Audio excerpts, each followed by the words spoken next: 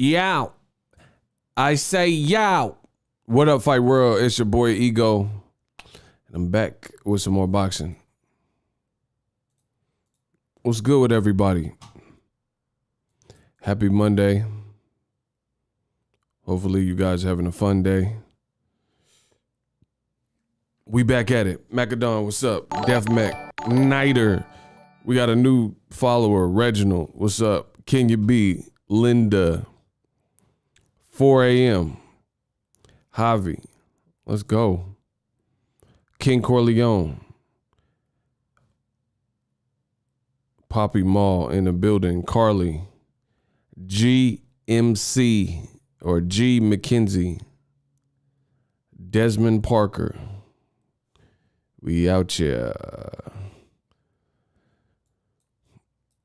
Tell Buzz stop letting Bomac run his business. He cares about the buffet. Listen, my favorite channel. Appreciate you. I'm about to talk about this Terence Crawford stuff, and I'm probably finna catch another body. Mr. Catch a Body TV. You been killing it, fam. 4 a.m. Appreciate you. Ashley's Corner.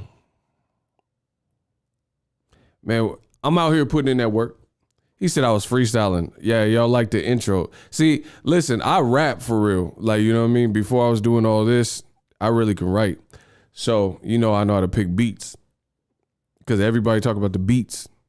See, listen, when you're a creator and like a musician or artist or whatever, at least me, I could hear a beat and like if it take too long to start and if you wait, like some beats you have to let the beat build, like Lil Wayne was saying, you know what I mean? But some beats, they like build, and then when it drop, you're like, that was weak.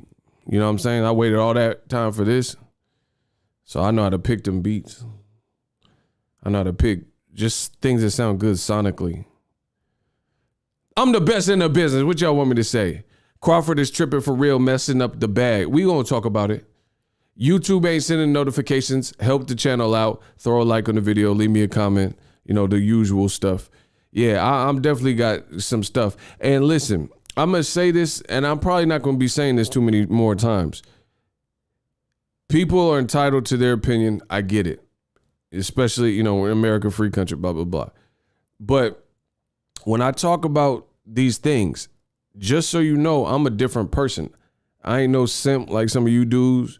I ain't ultra sensitive. I'm here to talk about the game as I see it. It's that simple. If you disagree, that's on you. I explain why I feel what way, and that's it. But a lot of people, they have this thing, is weird, especially online, where if you say anything, if it's not like bending over backwards or bowing down and just like sucking someone off, then they say you're hating on them. Like it's really bizarre, very strange and peculiar to me that we've come to a society where you can't have realistic opinions on a given situation without this notion that you hate the person. Like, oh, you're a Terence Crawford hater. I mean, whatever. I spent more money promoting Crawford and more energy promoting Crawford than all of y'all. And I could put that. How many times y'all been to Omaha? Okay. How many times y'all been in Crawford's gym? Okay. So it's not, I don't operate like that. I don't operate off of love versus hate. You know what I'm saying? And some of y'all might not never get what I'm saying, but I don't speak to y'all. I'm here to speak to the ones that get it. If I did a video and it crossed 1 million people, 90% of the people don't have to get the video. But if I can affect that 10%, or if it's 1 million people and I can get through to one person, I did my job, because that one person gets it. And that's how I operate. I don't live my life based on like love versus hate. So if you love, so basically a lot of you guys hopefully have parents that were in your life, right? So for the ones that do, so if you do something at school and you're acting a fool, or you bit the teacher, or you're getting straight Fs, your parents talk to you about it, or spank you, whoop you, whatever your in-house was decided for such grades, right? Such behavior. your parents hate you? Some of y'all act like idiots, bro. Does that mean your parents hate you because they have that conversation? And realistically, and it's a shame that most of us are grown here, and I got to even spell it out like y'all some little kids or something. But the crazy thing is the stuff that I'm saying, especially about a guy like Terence Crawford, it's not out of hate. I'm not saying that out of hate. I want to see him do well. So with that being said, a lot of times in life, the people that are trying to give you the gems is because they don't in fact hate you. They actually want to see you survive and see you win and see you thrive. That's what it comes down to. Like I said, your parents, they hate you because they talking to you about your behavior, which is unacceptable at school. Come on, bro.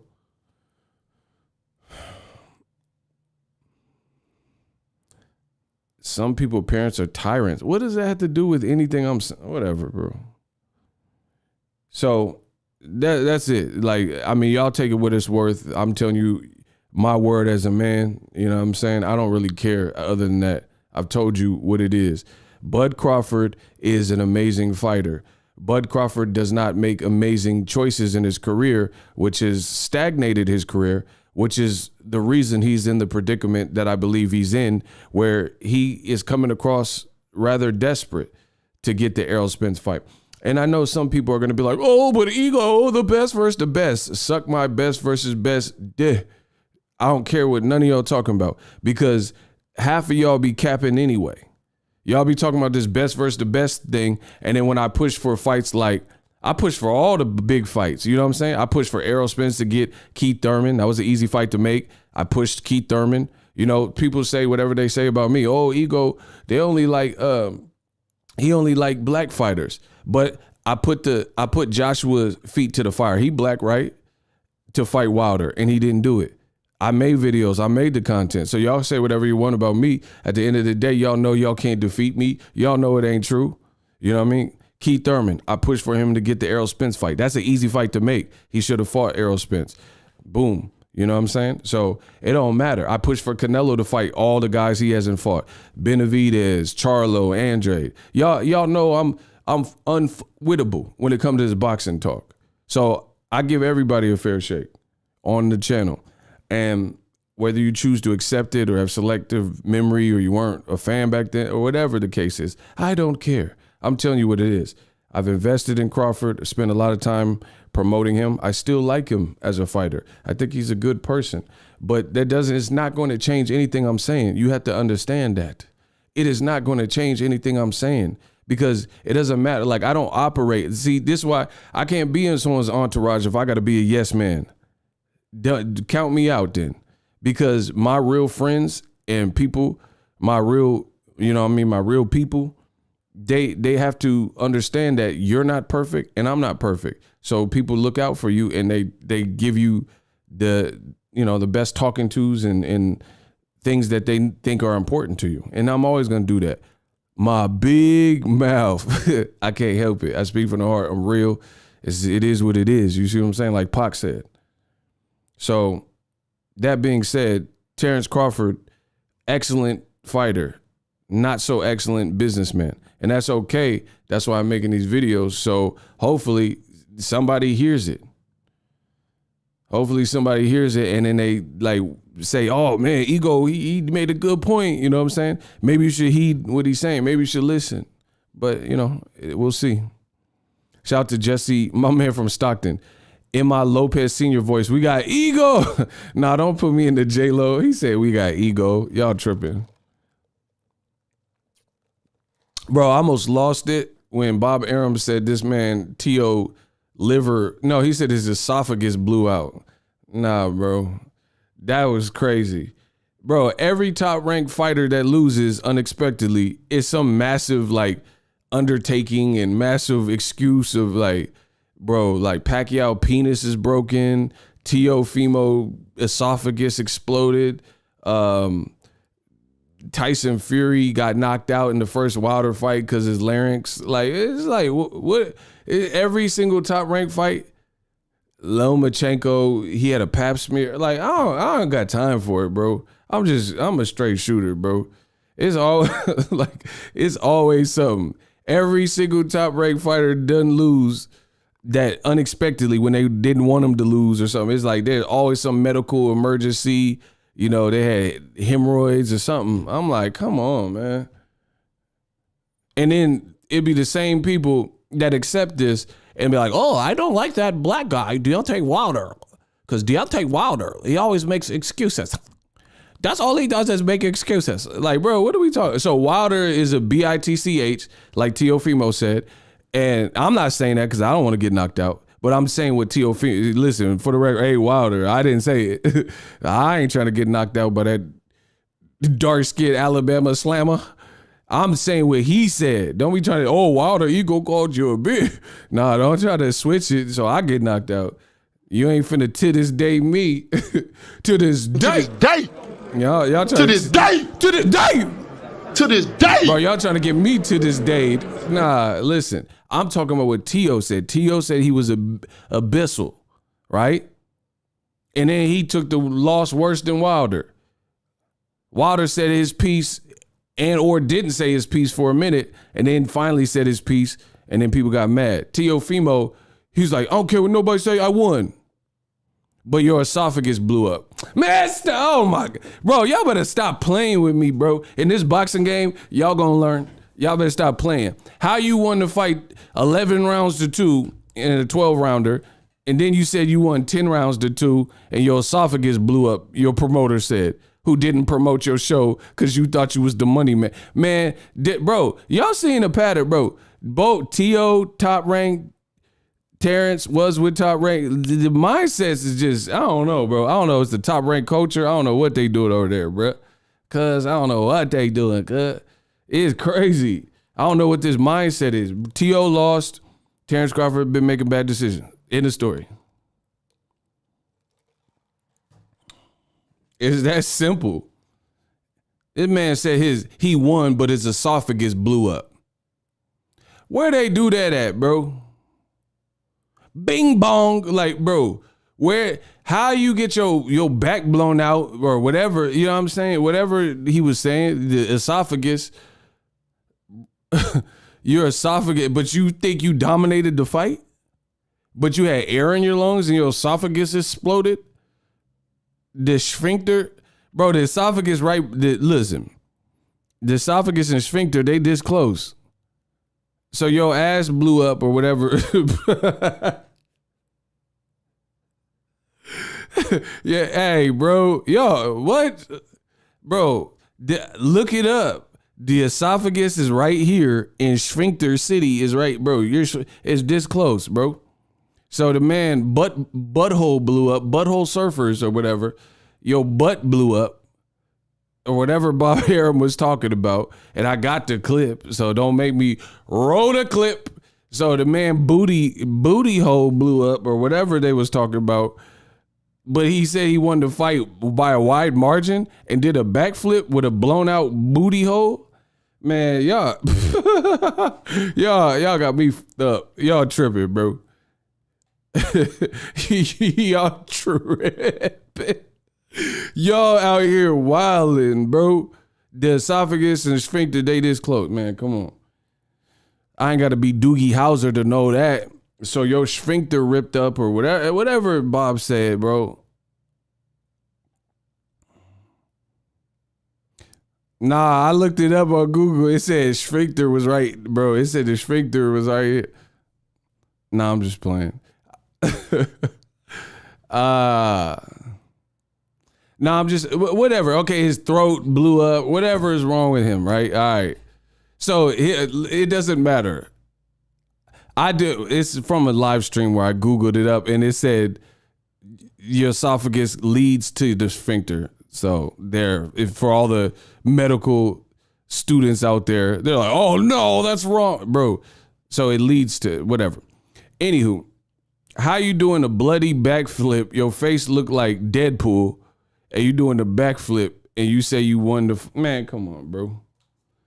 The man face looked like Deadpool mask off. Like an anti-vaxxer. I said he looked like Deadpool with the mask off. Anti-vaxxer.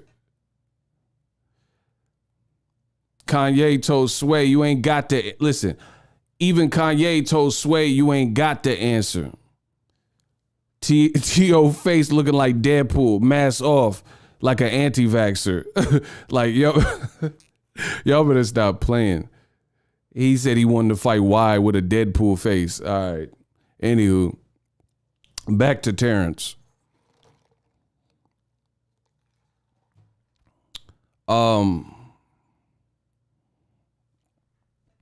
It's crazy, bro.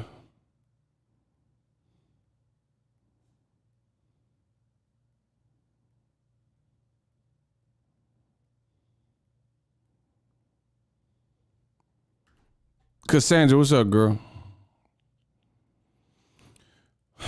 Now, smash the like button. You sphincters. Yes, you sphincters at home.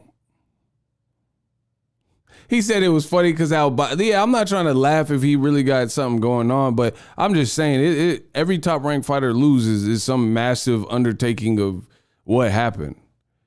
Bob said he said his esophagus blew up. What? Man, come on, bro.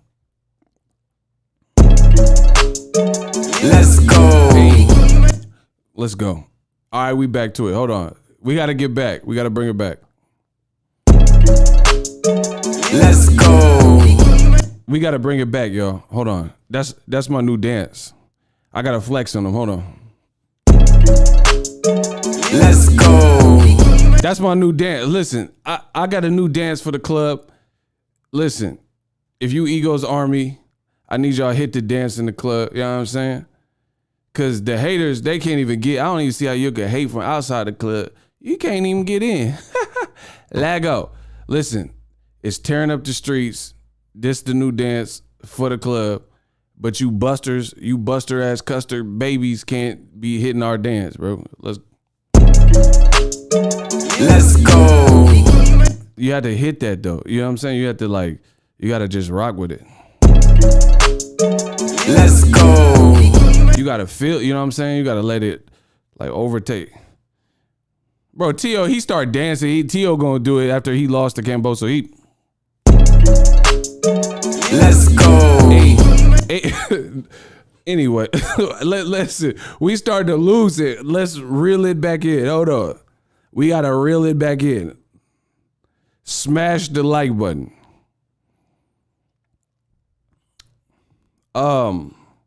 Let's talk about Terence. Terence Crawford tweeted that he wants to be, he sent an @ the little handle, to the IBF. And he says, hey, IBF, make me, Terence Crawford, the mandatory. I'm trying to see something. He. And I don't know if he thought it was funny. I don't know if it's a joke. I don't know if he was serious. It doesn't matter. It doesn't matter. Tweeting that gets you nowhere. That's not going to get you to fight, though. Fights aren't made on Twitter. And I know someone's going to probably find one example but Devin and JoJo Diaz, they were arguing on Twitter and they fought. But the fight itself wasn't made on Twitter. That's the point. You can argue, fighters can argue on Twitter. But to me, that look, the man Joe said it. He said, Bud thirsty for attention, looking back. See, Joe took it just like I took it. To me, Terence Crawford is relinquishing all leverage by doing this. For starters, here's why. I don't just say stuff. I don't just hit record and just be like, blah, bitty, blue, blah, blah, blah, bitty, blue, blah. I ain't hear a word you said. Hibbity hoop. I don't do that. So let me explain. This is why Bud is foregoing all of his leverage, because one, fights aren't made on Twitter. So you doing that is really for show. I don't even think the IBF responded to him. I don't even think the IBF responded. So my thing is this. If you're going to tweet something like that, what are you doing it for? Just for looks? Because the IBF didn't respond to you. Two, it's not going to happen like that. They're not going to make you a mandatory. How frequently is that done? where a champion gets made into a mandatory because the fighter tweeted it. You know, so to me, I just think it's not, I don't know. I feel like there's a lot of people that love Terence Crawford, and the people that love him should say more of what I'm saying than anything. You know what I mean? Ashley said, Bud talks only for the casual ears. I mean, but here, this is what I'm saying. This is why maybe, because I'm not a casual. So this is why it doesn't really, it's not music to my ears. Because when, like, if I'm going to tweet and try to put someone on blast, then I'm gonna put them on blast. You see what I'm saying? Like for me, I play for keeps.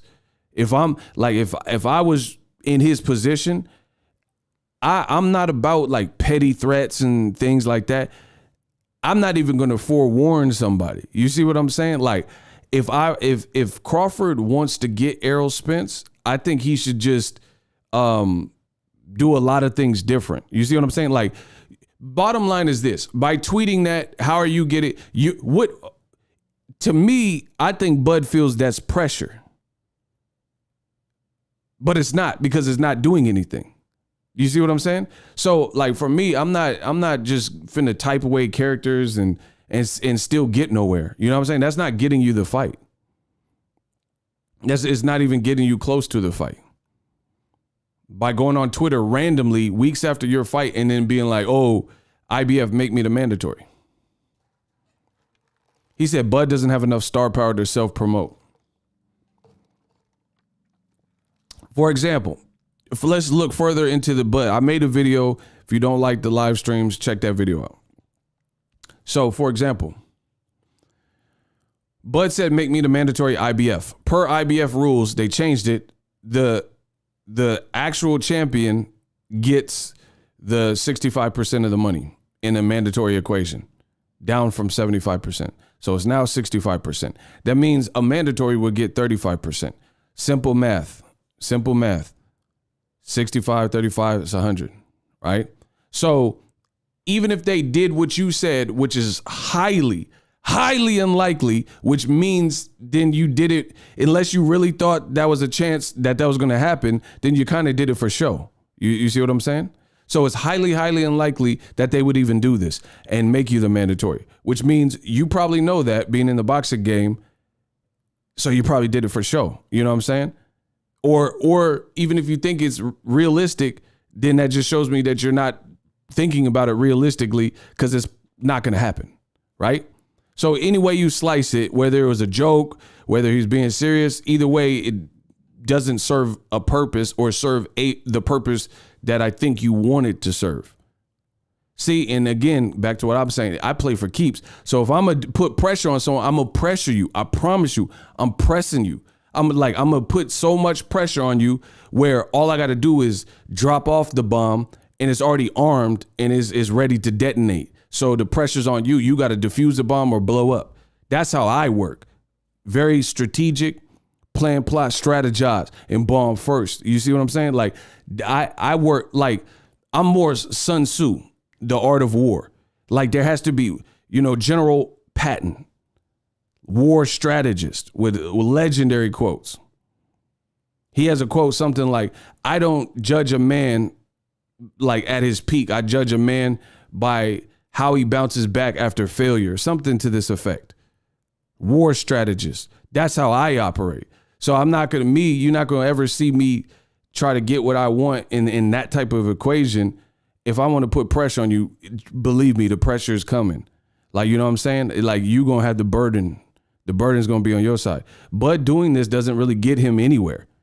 You know what I'm saying? But you open up the floodgate for fans to chastise you and stuff like that. It's not getting, like, I'm about, like, I guess what it says, or what I'm trying to say is, I'm about an end result.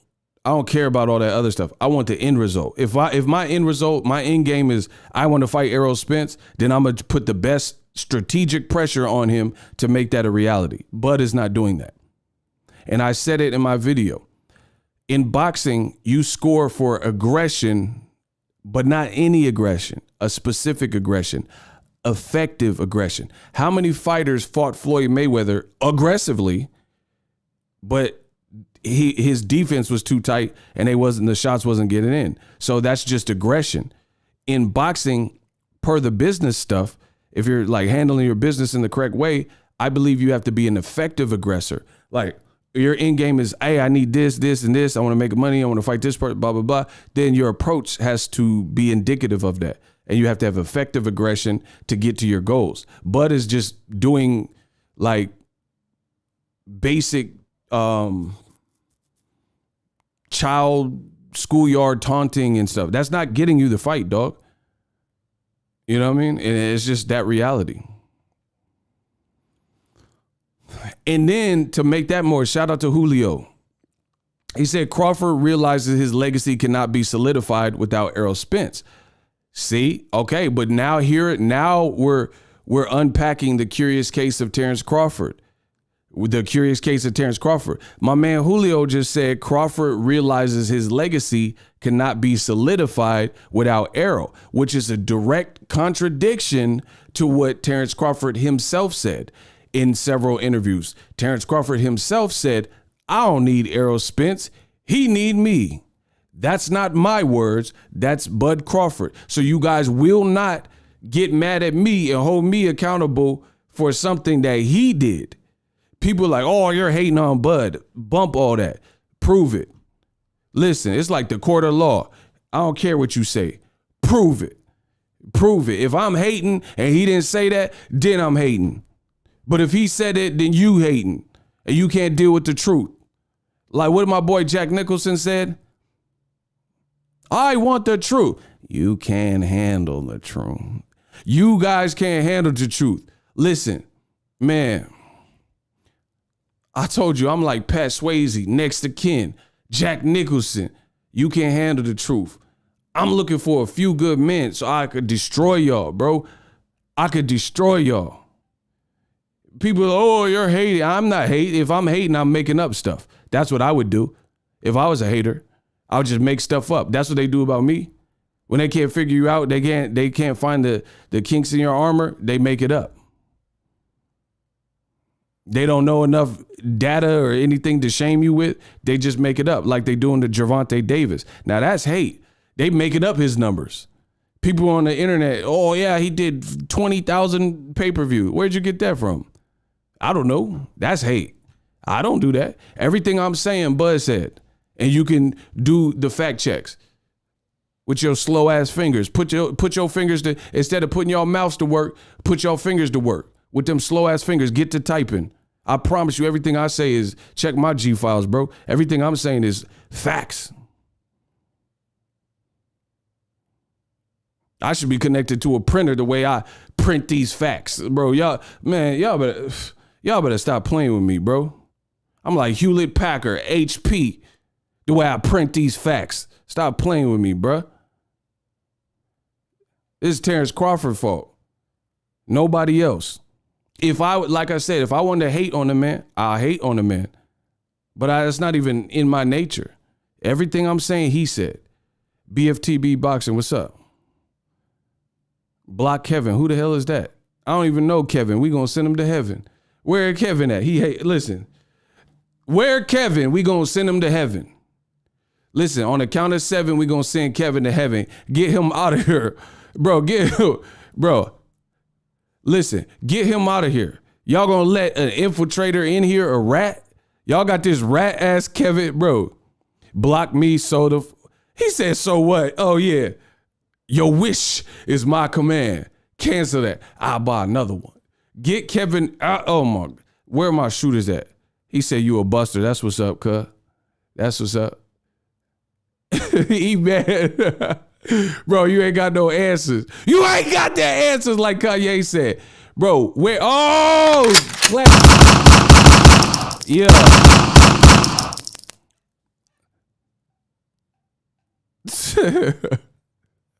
He said, so what? But you the one on here though. You the one on here. So let me keep going.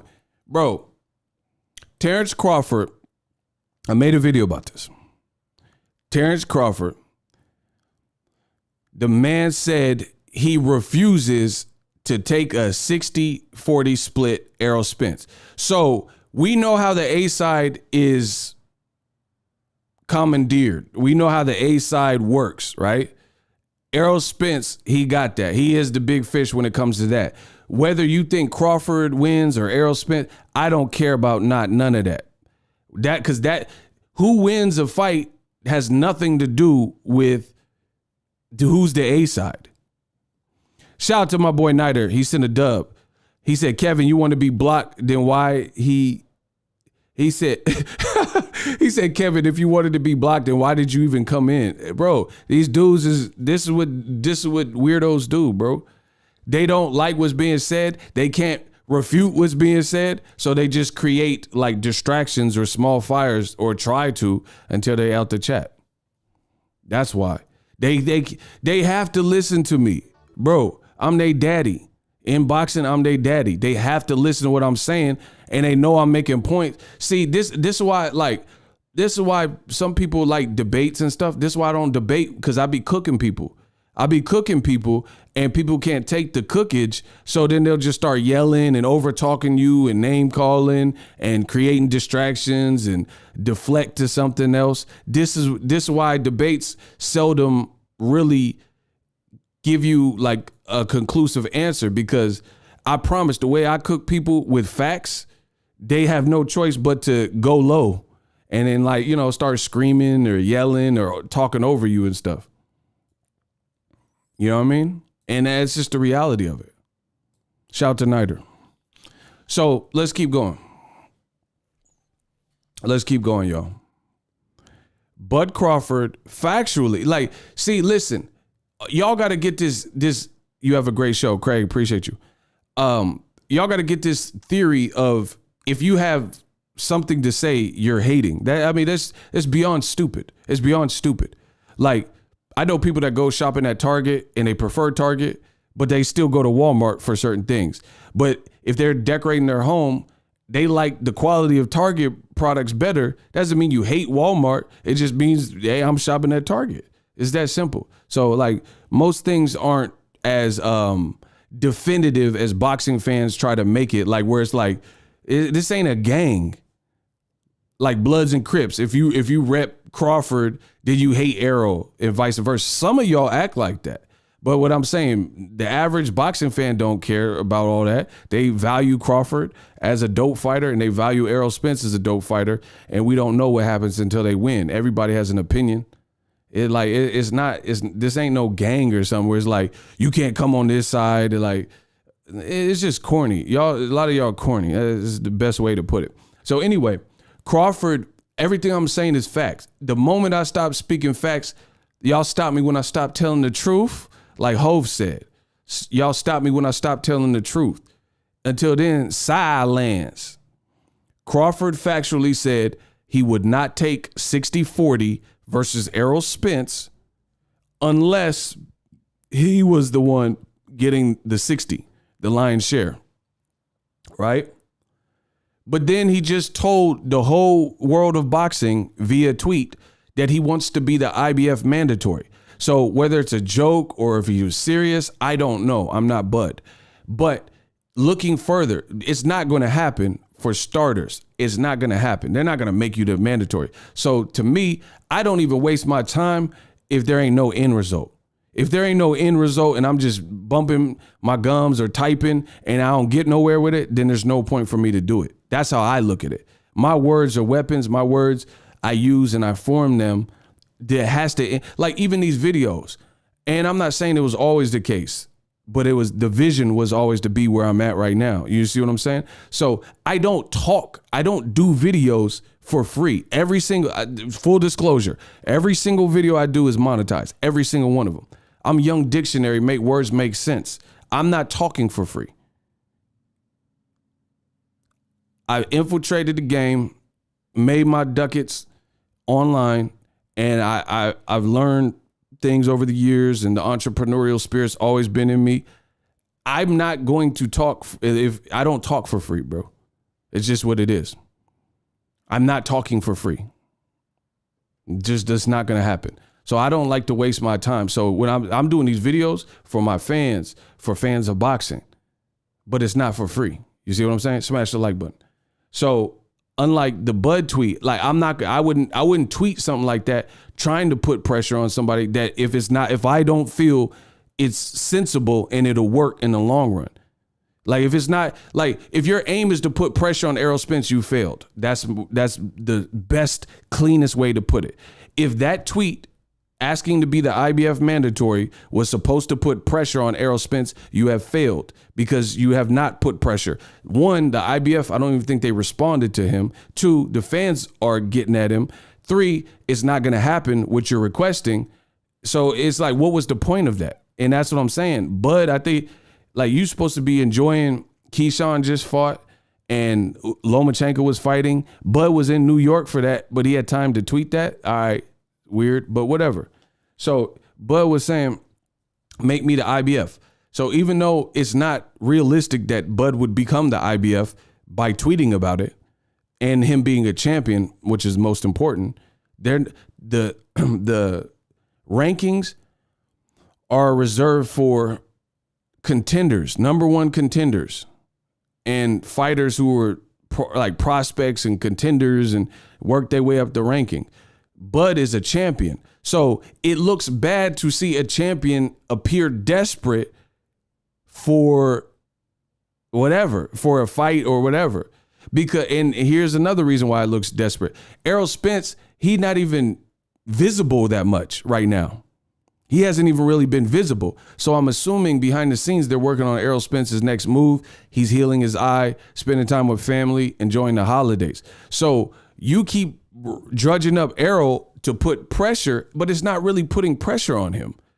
It's just making you look like potentially envious or making you look like you're salty or making you look like just desperate to get the fight. And I'm not mad that a fighter wants to fight a person. The reality of what I'm saying is I always believe in it's the approach. It's the approach. You know what I'm saying? Like if you guys worked at a store, like a hardware store, and your manager said, pick up these boxes. Yeah. And he just talked to you like that, you're not going to be encouraged to pick up the boxes. But if he said, hey, my boss will be here in 30 minutes. Hey, Ego, can you get these boxes and take them to the receiving department? I appreciate it. And, you know, good work. You're still getting this, the same thing requested, but the approaches are dramatically different. You see what I'm saying? Dramatically different. One guy's like forceful, like, hey, pick these boxes up. Yeah, like, come on, you didn't have to do all that. You know what I'm saying? And that's how it is with Bud. It's like, it's in the approach. It's in the approach. So Bud, I think, lives in his own mind. You know what I'm saying? And it's acquitted him well as a fighter. But Bud thinks because he thinks he can make the wrong choices for several years in a row, you know, and maybe it's not wrong to him, but to the outside world, many of us, they were the wrong choices. So he feels he can make the wrong choices for several years, and then all is forgiven because he's now a free agent, and now he could just start putting pressure on. It doesn't work like that, bro. It seldom does work like that in life. That you can make, bro, like, I'll give y'all some of my personal experiences just to help you understand.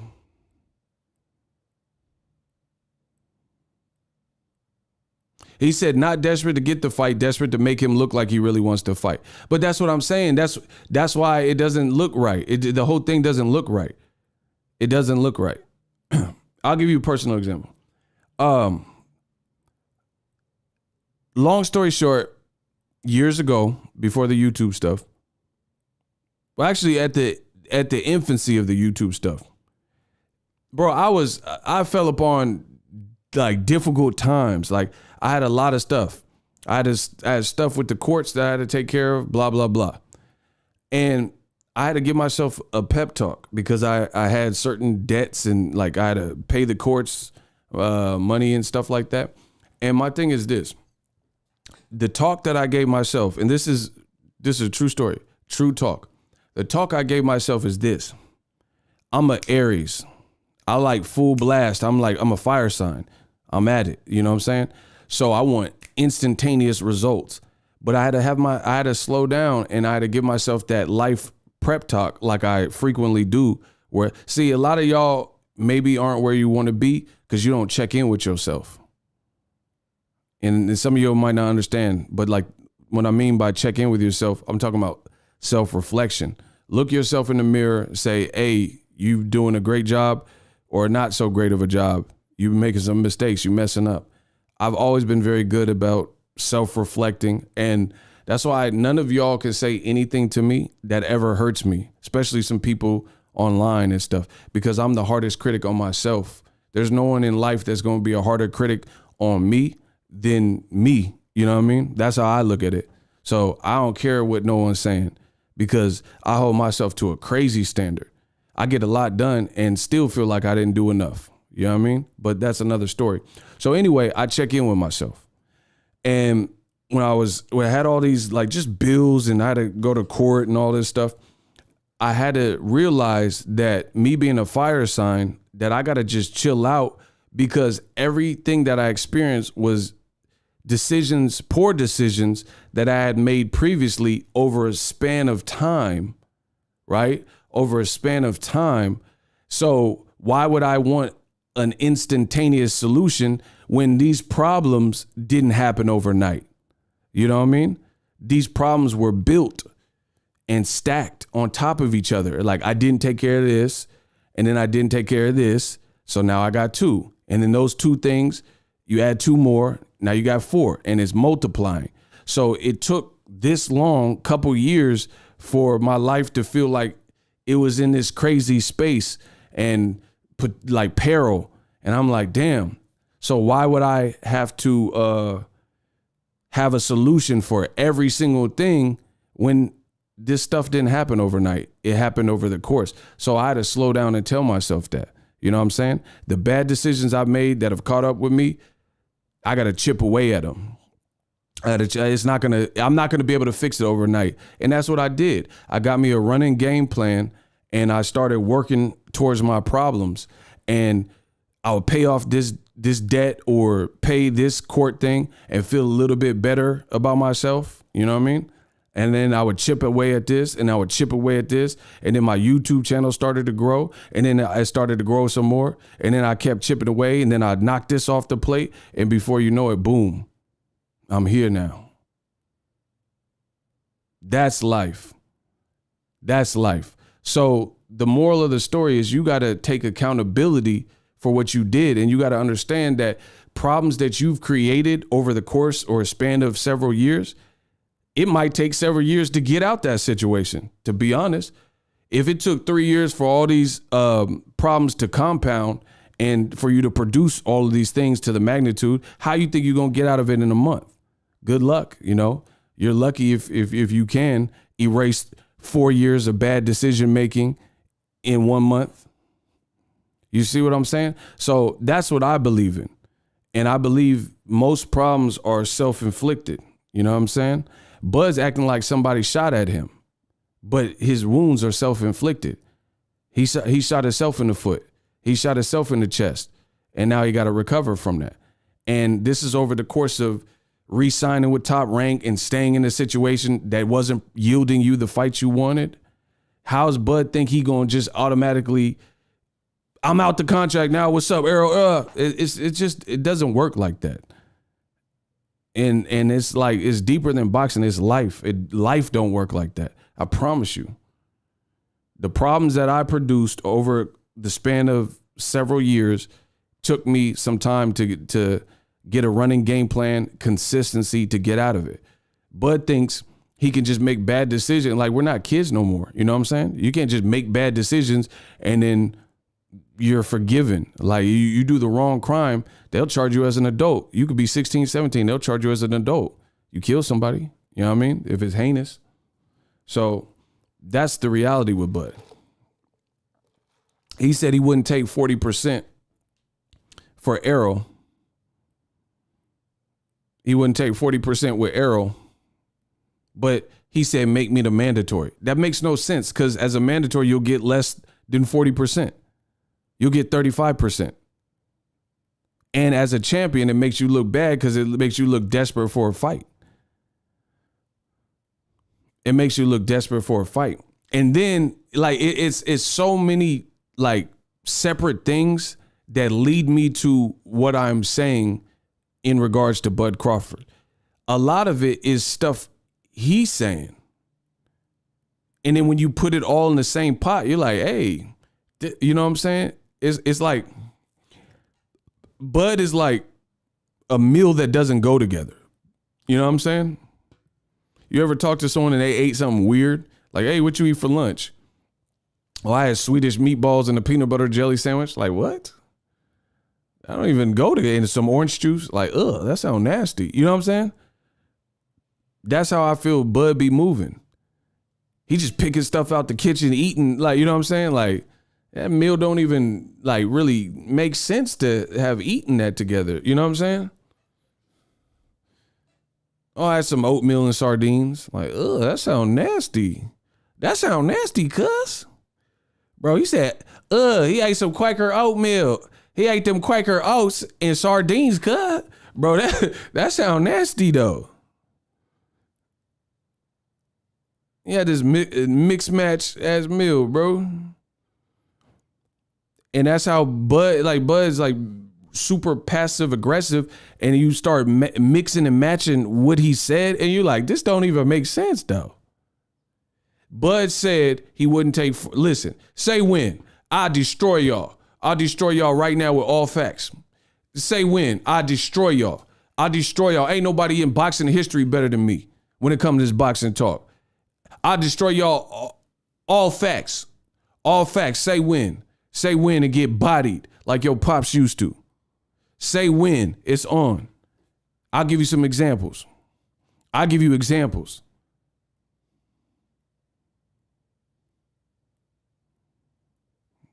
Right on time, Dr. Hank McCoy. Okay, so for example, things that don't make sense from Bud. Said he wouldn't do 40% unless Errol was getting 40%, but then he asked to be the mandatory, which you would get 35%. And you're a champion, so they wouldn't do it. So that's a double thing that doesn't make sense. Then he says, don't talk to me about Errol no more. The Errol Spence fight never gonna happen. I don't care anymore. But then he do these Aquaman videos in the ocean and say, Errol, where you at? You a hoe, Errol. Ah. And then days later, he's like, oh, make me the mandatory. I thought you said the fight was done. And you say you don't need him. Why are you even, you know what I'm saying? Like, it just doesn't make sense. So for me, so I know some people are like, oh, he just wants to fight ego. Okay, that's fine. If he just wants to fight ego, then why'd he say, I don't need him and I don't care about the fight no more?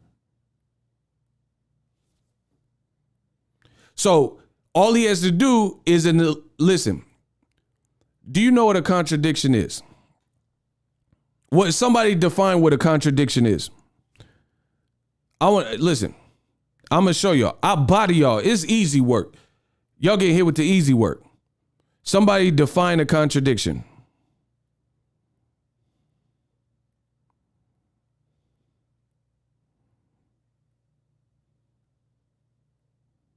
Okay, y'all take it too long. Contradiction. The act of contradicting, gainsaying, or opposition. Assertion of the contrary or opposite, denial. A statement or proposition that contradicts or denies another or itself and is logically, and it says direct opposition between things compared, inconsistency, a contrary act, fact, etc. So guess what?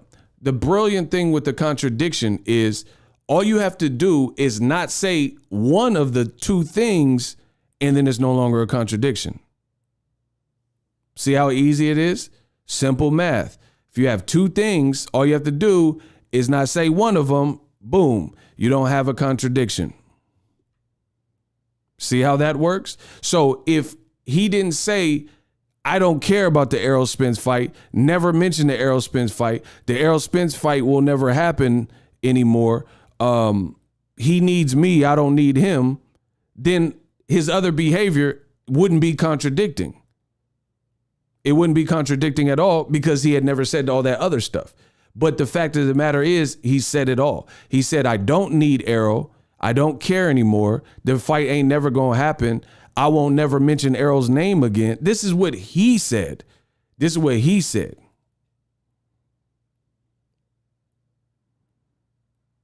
And then he does videos after that. So again, me as a neutral party, and I'm observing both behaviors, one person is being a lot more consistent, and that's Errol Spence.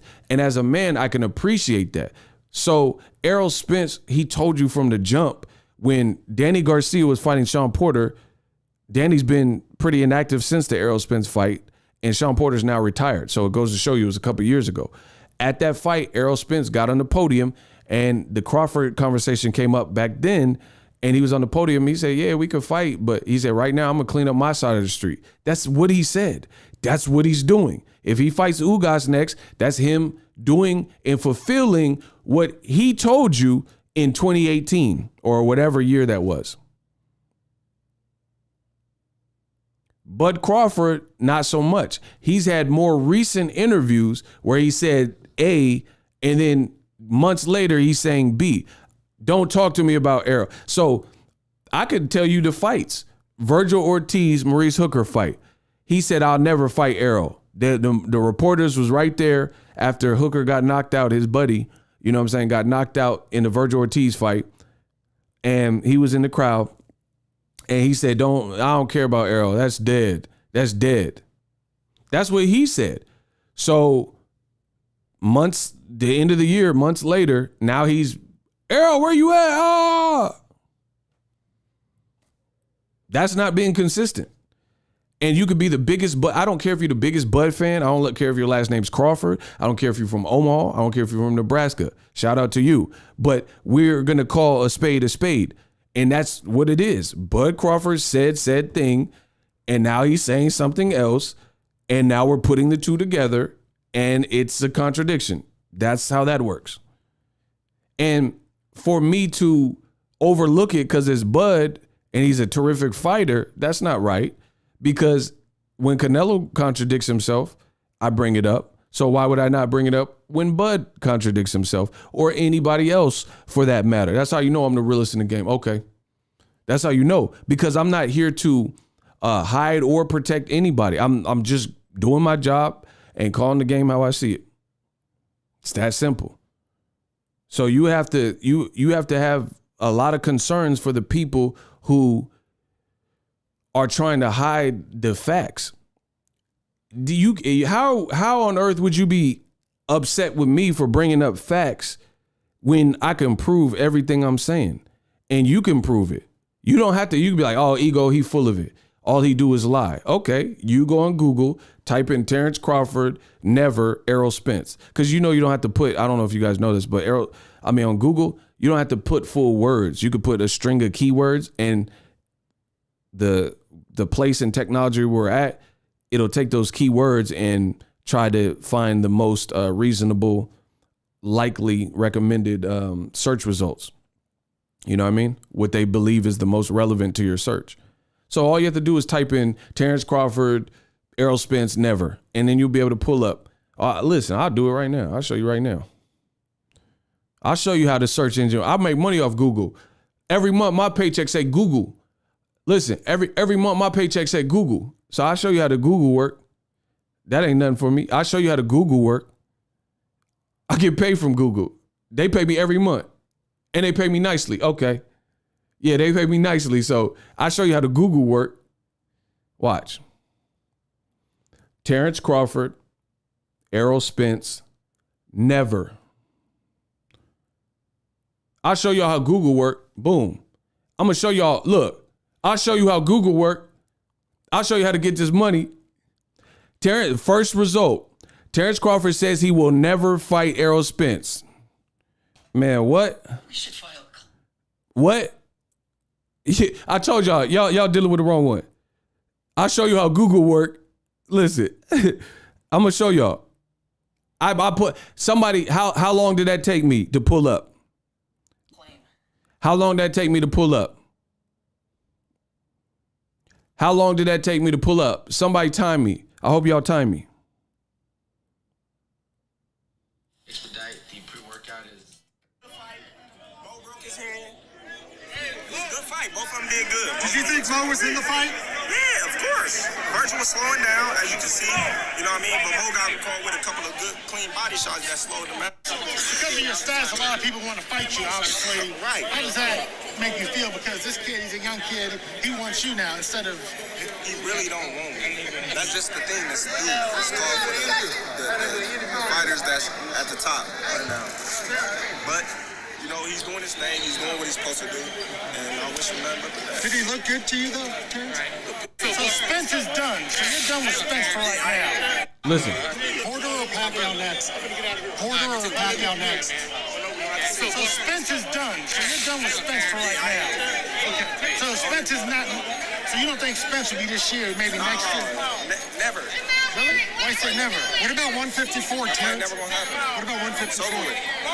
You gonna go to 154 soon? Or? I don't know. You're looking... Boom. He said, never gonna happen.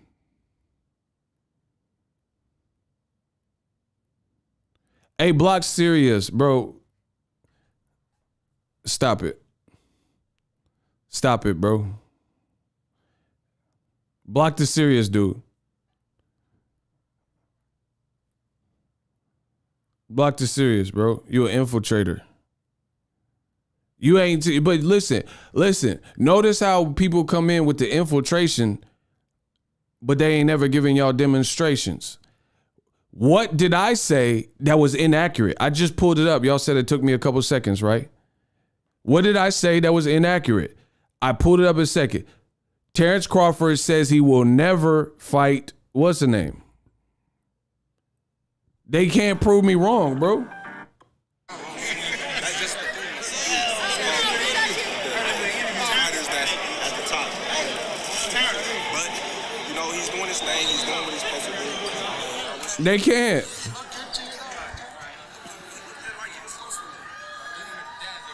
So Crawford, like I said, Crawford put himself in this position. Crawford put himself in it. He said the fight. So, okay. He said the fight would never happen. Errol never. Do you guys understand this? Errol Spence, old media is trying to make it look like Errol Spence is ducking, right? But Errol Spence has never said anything as permanent as Crawford has ever said. That is funny to me. Listen again, because I'm dropping gems. You have never heard Errol Spence exclude a Terence Crawford fight with such finality. He has never said, there's ain't no way in hell I'll fight this man. Or never, or he's never used those types of permanent words. You have never heard Errol Spence say never. But the person they're trying to make look like is ducking is actually Errol Spence, who has never used words with such finality, right? Errol Spence has never said under no terms. He may have said, hey, 60-40, yeah, we could do that. Man, yeah. Maybe even 70-30. But that's just a negotiating. He's telling you where your place, he the big fish. But Crawford has actually said, oh, that's dead. The fight ain't happening. Never, never, never. It won't happen. He said that. That's the reality. That's the reality. Listen, my shooter's gonna clap all y'all. If you are not directly rebuttaling what I'm saying, you will be removed because you're just a distraction. Listen, if you want to go heads up and argue, then you have to be arguing the stuff I'm saying. I don't care. Like all that other stuff, save that for another channel because you will be removed. If you disagree, I'm with that. but you're going to tell me what I said that you disagree with. This is my channel. This is YouTube. This ain't WeTube or Us Together Tube. This my, yeah. What y'all talking about? This is YouTube, where you get to be the star. I'm the star of my show. This ain't Family Tube or We In This Together Tube. This is Me Tube. Listen, I don't even know if it's YouTube. This Me Tube. This Me Tube. Y'all watching Me Tube right now. You don't like it? Get the off. This Me Tube. This my shit. This my house. So if you don't have a direct response to what I'm saying, you will forever remain nameless. Back to what I was saying. Couple seconds, I proved up a stark contradiction from Terence Bud Crawford. He said never. Errol Spence, this ego too. Yeah, shout out to Carly. I like that. This ego too.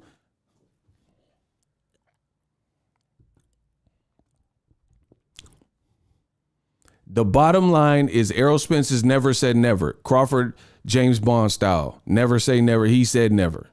He said it won't happen. So as a man, it looks weird if a man is telling you blah, blah, blah, and then when it's quiet a month later or 2 months later, switching up and saying something, unless something in the interim happened. Like, for example, if Crawford said, oh, I ain't never fighting this guy. I don't need him. It's over. It's done. And then Errol Spence, let's say Errol Spence dropped an interview and he was like, oh, Crawford is this and this and wompty. And then Crawford switched up and is like, nah, it's lit. Then I'll be like, all right, at least something happened to change it. Right now, Errol Spence, I don't even know what he's doing, bro.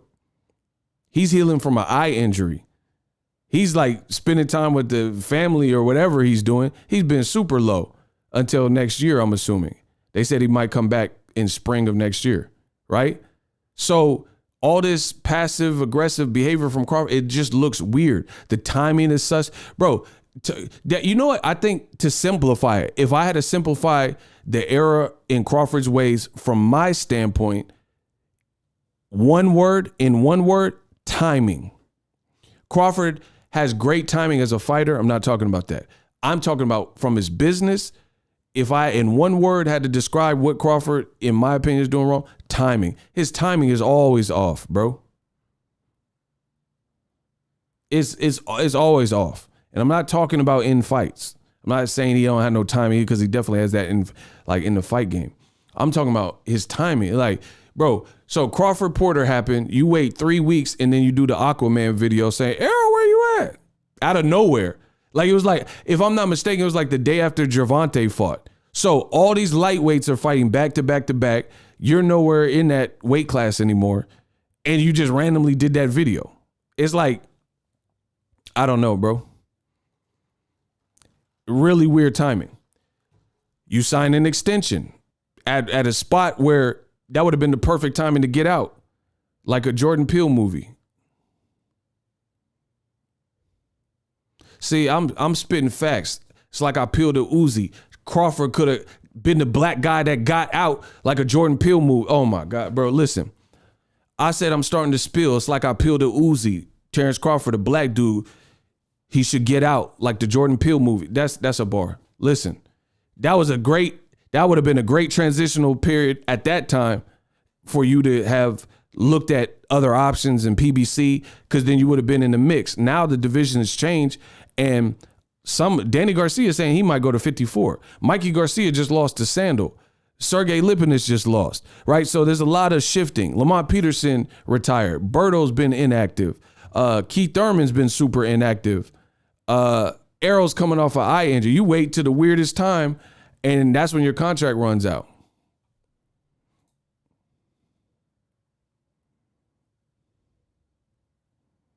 Shout out to Dr. Hank McCoy. That was an amazing one. So all the timing just seems exceptionally weird, bro. You say the fight will never happen. You don't even do this like a day after the Porter fight. You wait weeks until Gervonta fights. And then the day after Gervonta fights, you put out this video saying, Errol, where you at? I'm looking for you in the ocean. Kind of weird. And then days after that, you say, oh, hey, IBF, make me the mandatory. For the reasons I described, kind of weird. And bottom line is, like I said, it still doesn't, I don't think it brings him closer. See, the bottom line is this. Bud thinks he's outsmarted the game, and he thinks his thought processes are so advanced that it's going to work. And I don't see it working for him, and that's why I don't prefer it. Like I said, I'm all about end results. I don't really care about, it's about execution. And I don't think what he's doing gets him closer to the fight, period. Ooh, Jeffrey with a bar. What makes him great in the ring is holding him back outside of it. Ooh, man, that's what I'm saying. He ambidextrous in the ring. We wish he was ambidextrous out of the ring in terms of having both the fighter, the everything he is as a fighter, as a businessman. These are bars, people. Like, man, if I was Bud's PR person or whatever, or advisor, image consultant, whoever, I would just be like, nah, bro, like, approach it like this. Put it this way. If I was in his inner circle like that, it wouldn't be, I would tell him, be smart about it and rethink some of the things you're doing. It's that simple.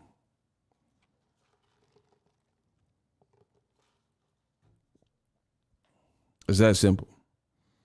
Like I said, what's the point of doing all, like, see, I believe that Bud Crawford is trying to put certain things out to gaslight the fans and have the fans do the rest of the work, like old media and stuff, and have them do the rest of the work and put this pressure on Errol Spence. But I'm trying to tell you how this game works. At the end of the day, it's like Bud and Boo Boo Andrade, it's like the same story, bro. It's the same story. It's like Bud is Boo Boo Andrade 2.0. It's the same kind of story. Like, people think that you're going to post a tweet and now, I got you cornered. And then the fans are going to do all the work. And then what do you know? The fighter has no choice but to fight you next. And that's just really not accurate. I'm telling you, before Terence Crawford Porter even happened, before the fight even happened, I believe that before the fight happened, like the outcome, I believe that the mission is Errol Spence versus Ugas. Shout out to Lay Lindsay. Yeah, we got $2 in the Zelle. Much love. Good afternoon, Ego. Hey, are you doing a watch party for Brown Better Biev fight this Friday? Yeah, that sounds good. I probably will. Yeah, I probably will, because I really like that fight. I probably will. Shout out to Lay Lindsay. Bro. Do you guys hear what I'm saying? It's like Boo Boo and Bud is like, you could switch their last names. It'd be the same kind of career. Like Boo Boo Crawford, Demetrius Crawford, and Terrence Andrade. It's like the same type of thing. And the thing is, like, for example, it more is needed. I've pushed for Andrade to get the Canelo fight. Like, I really want to see it, really wanted to see it. But now it's like, it still hasn't happened. So you have that. Andrade is proof that it's not just calling someone out, because he called everybody out. You have to also be doing other power moves to try to get you more in line with that. You see what I'm saying? Because Andrade, I mean, too, he's a great fighter, he's a skilled fighter, and he's called out everybody. He called out Canelo for sure, still hasn't got the fight. So at what point does the fighter strategize and be like, this ain't working, let me get the fight, but I gotta make some power moves, some business moves. You know what I'm saying? To the fact where they can't ignore me. Because Bud, he thinks he's the most avoided and all that, but I don't subscribe to him being super avoided like that. I think his business has been what has been, and that's put him in the position that he's in. That's it. That's it. I think had Bud made different choices, we wouldn't be talking about his resume doesn't have the names, because he would have fought better names, or the names that fans would be drawn to, and he probably would have beat a lot of them. You know what I mean? That's the reality of it. So it's like everyone doesn't hate Bud and all this the weirdo stuff. It's just the way he's moving. Like, oh, I'll never fight him. I'm done talking about he needs me. Like, you're not doing a good job of showing that Errol needs you if you have to keep bringing him up. And then if you're going from the angle of you want to put pressure on Errol, it's not working, bro. Okay, put it this way. How has it worked? Listen, I promise I'm gonna catch a body. I'm gonna catch a body. Y'all tell me how it's worked. Tell me how it's paid off for Bud.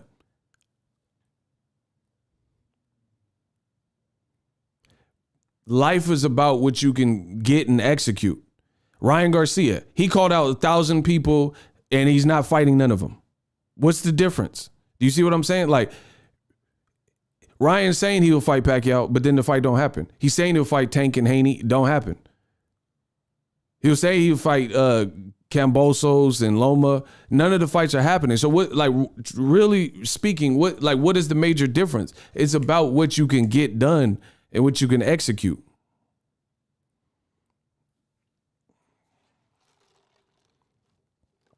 I'm trying to tell y'all got to learn how to play the game. Y'all got to learn how to wiggle. I'm from the Bay where they keep it moving. We be mobbing and we stay wiggling. I'm trying to tell you, bro, you got to learn how to play the game.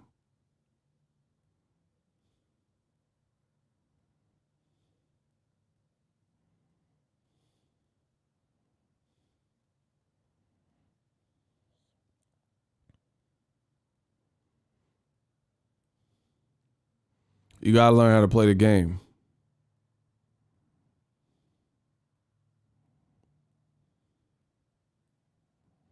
He says stubbornness and timing. Look, and this is Bud Crawford with his baby, and it says, "Look, Trinity, we going to Dubai for your birthday." So he going to Dubai. He probably finna try to link up with MTK and Daniel Kinahan again. How does that get you closer to the Errol fight? You see what I'm saying? Like, let's do a vote. Should Bud, if you were trying to get the Errol Spence fight, would you sign to MTK, Global, or PBC if you're now a free agent after years with Top Rank? Let's let the fans vote. David Jackson, what's up, Ego? Bud looking for that legacy fight and retirement check at the same time. He knows he needs him. He just won't admit it. Well, that's his fault. That's his fault. If he's saying one thing and then it's showing to be another, then that's his fault.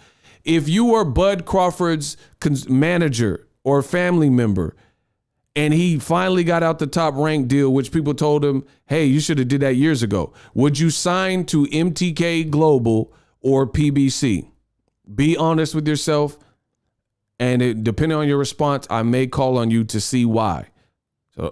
So everybody in the chat so far has voted for PBC. Now, we're not in charge of Bud Crawford's career. He could do whatever he wants as a grown man, right?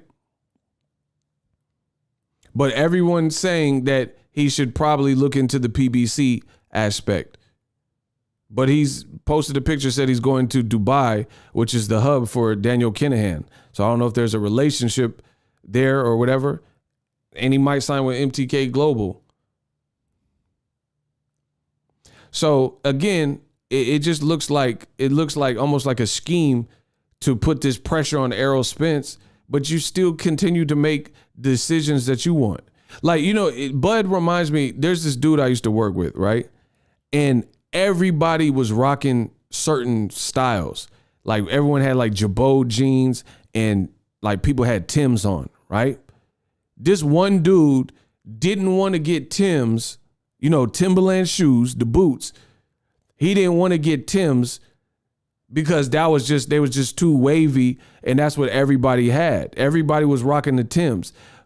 And there's some times where you got to just conform. Tim's are that deal. You know what I'm saying? Tim's is just Tim's. So this dude, he got the Birdman lugs just to be different. Everybody else rocking Tim's out here looking like Jodeci. Forever, my lady. And it means so much to me. Bro, we pulling bad ones, bro. We pulling bad ones with Tim's on. Looking like Jodeci. It's been a while since you came home. And that's long, so come back home. I can't live without you. So we out here looking like Jodeci, and he out here looking like Birdman with them lugs on. And he was messing up the crew. Wreck-It Crew! That's what Bud is reminding me of. Just to be different, he don't want to wear the Timbs like all the dudes. And we sliding on the chicks with the Timbs. And this man got them Birdman lugs. We used to roast him too. We used to roast him out here in the Bay, bro, because he had them Birdmans on. Every time we were like, what happened to that boy? What happened to that boy? It's like sometimes you don't have to be different. And I don't like following trends either. But if certain person just makes the best shoe in that style, then you just got to rock with what it is. He said Bud don't like black-owned business. Whatever. Bro, you the only one with Birdman lugs just to be different, and everyone else got the Timbs. Like, you know what I mean? Everybody like, man, this new iPhone 13 Pro slap, and he gonna get the BlackBerry. Like, why? Like, come on, bro. That's what Bud, he's that stubborn. That's what it reminds me of. He said Funk Master Flex lugs. Man, it's over. Yeah, everyone got Timbs. You got Funk Master Flex lugs on. Like, man, come on, bro. He said being different costing Buzz millions. Yeah, that's what I'm saying. Like, it's an easy decision. Everybody thinks it will probably work out for you, and you'll make a lot of money and get better fights. And then you want a BlackBerry because everyone got the iPhone Pro Max 13, and you like, nah, I don't trust Apple. Like I said, there's a time where it's probably better to just conform, because if you're conforming to something that's like literally better for you, then there's nothing wrong with that. You know what I'm saying? Like, if you go to Amazon, how do you shop on Amazon? I buy a lot off Amazon. Y'all follow me on social media. Y'all know that. I buy a lot of stuff off Amazon. And if this thing got 1 star from a bunch of people and this thing got 5 stars, I mean, I'm probably going to rock with the 5-star. The 5-star, more people liked it and it got a better, stronger review. I'm going to rock with that one. I'm not going to, let me check my chance with this 1 star. And everyone's like, it broke a month after I bought it. No, why? Yeah, everybody telling you what the latest drip is and you wearing FUBU. I mean, it's weird, bro. FUBU.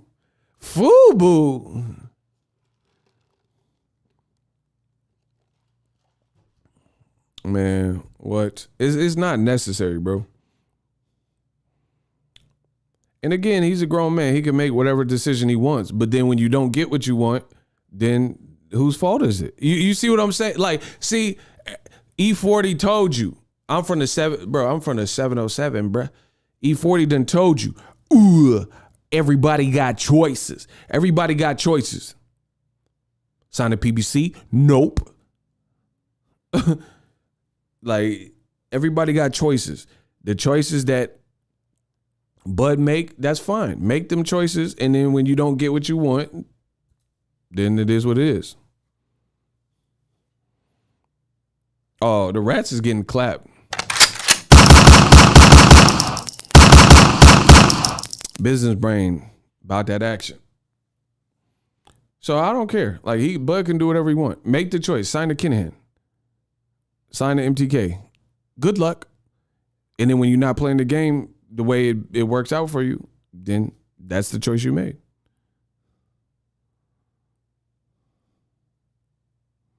So that's what I don't know. I don't know if it's a Nebraska thing or what. Like, you know what I'm saying? Just for being from a rural place.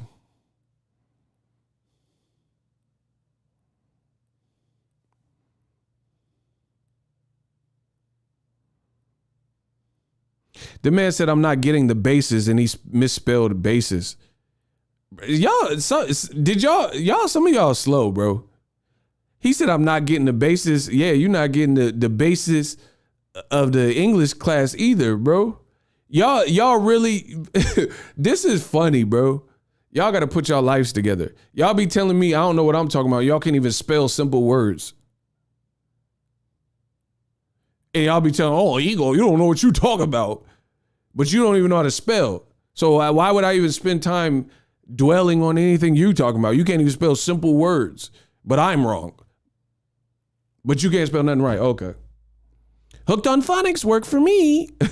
Remember that commercial that taught the kids different languages? And the kids came on, it was like Sweden Legend V. No, these kids are not French. They're American. Bro, that was not no French. Bro, they had the kids, I thought the kid was possessed. Remember that commercial? Bro, the kid looked at the camera, she's Sweden Legend V. These kids are not French. They're American. Bro, that ain't no damn French. You just made that up. These little kids talking French. They don't know. Man, come on, bro. Bro, y'all need some night classes. Y'all need to go back to do some online classes, some courses or something. Y'all can't even spell basic words. I mean, you're wrong, ego. Yeah, all right. Business brain. He ain't got it. He ain't got the answers, bro. He can't even spell. He spelled bases like he playing baseball. So I don't get the bases. All right, Ricky Henderson. Bro, that man said he don't get the bases. Hey, you the new Ricky Henderson. You still in bases. Y'all about some slow ass, bro. This is crazy, bro. I don't get the bases. What? Y'all gotta do better, bro. They just got a little sprinkle of some. That man said, you probably don't get the bases with the chicks either, with your dumb ass. You ain't never been to first base. Y'all tripping. I don't get the bases. You're wrong. All right. Listen, if you gonna diss me, learn how to spell, you ignorant y'all be on that ignorant-ish, like Jay-Z. Y'all can't spell. Y'all can't spell. Y'all want to go against the Dawn? Like, really? You think that'll ever work? Going against the Dawn, the king? I'm a pharaoh in this game, and you can't even spell simple words. That's funny. I hate people that can't like talk and spell and think they doing something. Man, I'm supposedly trying to be more Pacific. Like, shut your dumb ass up. Supposedly. What does that even mean? Y'all gotta talk to me like an adult. What the hell? Man, supposedly, man, you gotta be more Pacific. Oh, I gotta be an ocean? Man, y'all dumb as hell. Listen, I'm abusing y'all. Y'all dumb. Man talking about supposedly and Pacific. What the hell is some Pacific, bro? I'm gonna dump y'all in the Pacific. Hope you can swim. Y'all drowning out here. Y'all drowning trying to deal with the Pharaoh. Trying to deal with a Gaul. I hate when people do that, to be more Pacific. Y'all probably say Salmon. Y'all say Salmon? That's how you say it? Salmon? Leave me alone with that.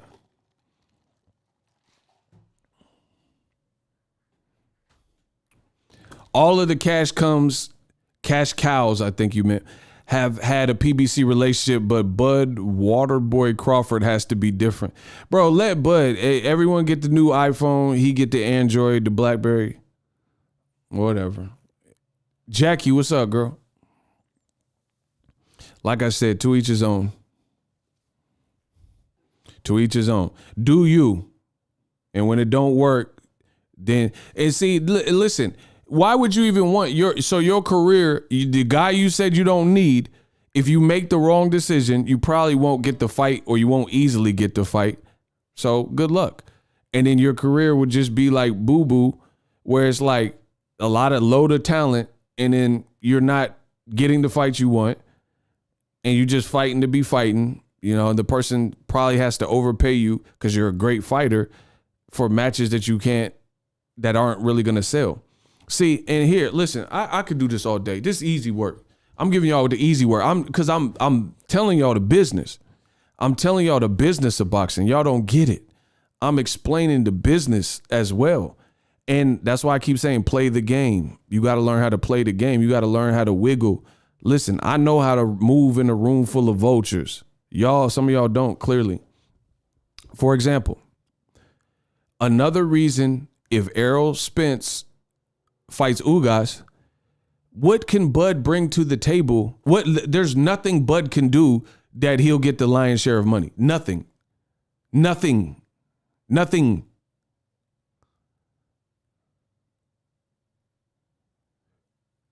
If Errol Spence beats Ugas, that's a quality win. Bud will have 1 belt. Errol will have 3 belts. What on earth could Bud Crawford do to become the A side? There's no one you can fight, because even if he fought a great fight, like let's say Virgil Ortiz ain't proven as much as Ugas. Ugas just beat Pacquiao. It's over. Everything starts from now. Bro, explain to me how, and the reason I'm bringing up A side, because it pertains, and I'll get to that in a second. How can he trump Errol Spence?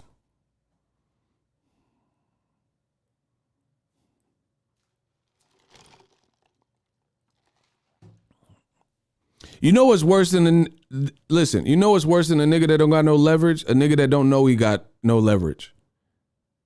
You hear what I said? Man, they say I be dropping gems. Hold on. The only thing worse than a person with no leverage is a person that don't know they have no leverage. You dig? You understand what I'm saying to you? When I say these things, the only thing worse than a person with no leverage is a person that doesn't know they have no leverage. Bud Crawford. In Bud's mind, Bud believes the talent has automatically translated to stardom. And it hasn't, bro. It hasn't. The only thing worse than a person with no leverage is a person that doesn't know they have no leverage. Bud doesn't. It's like Bud is Bruce Willis in The Sixth Sense. Cover your ears if you've never seen the movie, because here's a spoiler. He dead. Bruce Willis, the only one in the movie, don't know he dead. Bud is The Sixth Sense. He thinks he's in the driver's seat. He doesn't realize that he's not. And he continues to move. And so herein lies the problem. And I know some people are like, oh, my ego, how could you? You're talking about the A side. Bro, I'm talking about the A side because if it doesn't get beyond reasonable negotiate, the fight won't happen. So the best thing Bud could do is he has to do some kind of crazy power move to boost his stuff up, which I can't see. I can't see what it will be to get past Errol Spence at this point, years after making the decisions that both careers have made. So then that means he's going to have to be more reasonable at the negotiate. But Bud is not. He's told you that. He said, I'm not doing it 60-40 unless I'm getting the lion's share. Then you're not getting the fight. It's that simple. So you can keep tweeting to the IBF and, getting fans to pressure for you by saying, oh, he wants to fight. It's just not how the business is going to work. So that's why Bud's he's in this pickle, because he doesn't understand that he doesn't have leverage. He thinks he has leverage. Bro, you're not going to make more than Errol Spence. I can't even say unless Errol Spence loses, because if he loses, then there's no point for the fight, or at least at that given moment. You know what I mean? So there's really no foreseeable end for him to make more money than Errol Spence. Your own promoter, even though you don't work with him now, he's just stained your run with him. He says, several times, Bob Arum says, I lose money every single Terence Crawford fight. That is your history. That is your sales history. That is your track record. All of the pay-per-views you've done with Bob have flopped, and none of them have done over 200K, right? The Charlos did their first pay-per-view and even did over 200K. That Derevchenko fight card, right? With Jason Rosario. B-sides that weren't like huge names. YouTube, thank you. So there's not really a path for Bud to. So you see, like Bud is trying to play chicken with a Mack truck. The business of boxing is a Mack truck. You on a bicycle, you're gonna lose. I don't care what type of bike is it. Listen, I do not care what type of bike it is. If you play chicken with a Mack truck, you will lose. There's nothing you can do. You can't go head up with that vehicle. It's impossible. You see what I'm saying? So something got to give. The person on the bike, you have to turn and veer out of the way of the semi before the semi, because the semi is coming full speed. And if you don't veer off the road and detour and the semi hits you, it is going to get you before you get it. It's that simple. I'm trying to explicitly and eloquently give you guys these analogies and put it in perspective. You can't go against a machine with that little leverage that Bud Crawford has developed in his career for the last several years. The other reason why this is not good for Bud is because boxing in general is a young man's sport. It's a young man's game. So while you're sitting up here not making your next move your best move, there's a newcomer who's younger than you, who's fresh and got drip, and it's like the white kids like it. So like Eminem said, it's transcending, and different kids is liking that person, like Tank or Jerron Ennis, Brandon Lee. These are some of the up and comers, and then they'll just fill that space and get bigger and bigger as they develop in their careers. And meanwhile, your decision making at age 34 or whatever age Bud is has kept you at this point. And before you know, it's like, some of the up and comers is all the way lit. So you got to play the game right. It's that simple. Because time is on no one's side. Time is time. It's going to keep going. So that's the reality. Bud is on a bicycle and he's stubborn and he's playing chicken with a Mack truck. The Mack truck has developed so much momentum, and it's bigger and it weighs more than you. And no matter how fast you pedal, you're encroaching the Mack truck. You won't win that battle, bro. This is not 300, where an army of 300, with the abs painted on, fight this massive 1,000-man army, and then 300 people whoop it's just, come on, bro. It's not realistic. And you going up against too much of a powerhouse with too little leverage. It's that simple, man. B-Dog said, realistically, Bud should go to PBC. That's the only way he unifies now. See, look at Stefan. He said, boxing is out with the old, in with the new. I told you. I'm telling you how the game goes. Y'all, it's up to y'all to believe it. And he said, even the 300 Spartans, this is smart. Even the 300s, they had a game plan and a strategy. Bud Crawford thinks he's like making like moves ahead of his time. Listen, I'm going to destroy y'all. I didn't want to have to do this, but y'all made me. I didn't want to have to do this. Man, we got a $3 Cash App from Daniels. Thanks for showing everyone how to use Google. What? He said $3. Another one. Facts matter. Hit the like button, y'all. Thanks, y'all. Yeah, shout out to Daniels. I didn't want to have to do this, but y'all made me. Watch. Listen, I feel like Batman. Boxing is my Gotham. Listen, y'all want some facts? I got them. Listen, oh my God, listen. I said, when it comes to boxing, I'm that man. I'm Batman. This whole boxing scene is my Gotham. You want facts? I got them. Man, oh my God, bro. The kid with the golden voice is back. Listen. I said, I'm at them. I'm that man. Sometimes in this sport, I feel like Batman. The whole city of boxing. Listen. I said, I'm at them. I'm that man. Sometimes I feel like Batman. The city of boxing, that's my Gotham.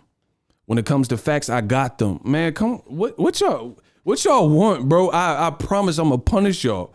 And it ain't even 2022 yet. Wait till you see what we got coming, bro. I said I'm at them.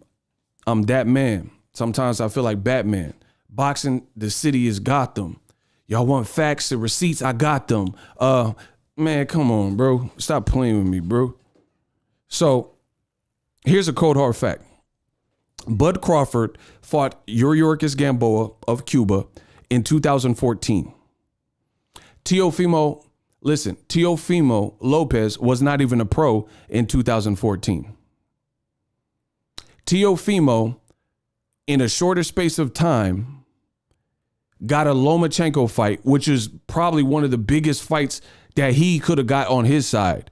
Meanwhile, Bud's been popping since 2014 with the same people, and he never got that.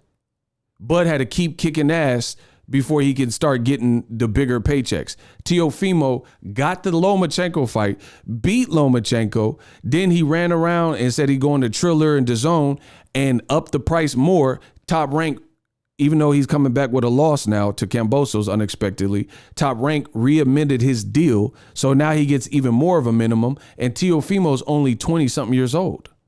Bud is 34 years old, and he doesn't have a signature win like a Lomachenko. In addition, right before the Kambosos fight, Teofimo, having the ability to sell or whatever and like manipulate the game and play the game, got a deal with Bud Light.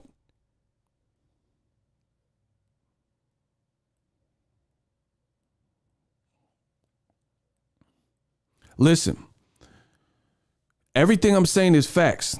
I said before the Kambosos fight, Teofimo got an endorsement deal with Bud Light, and Top Rank left Bud in the dark.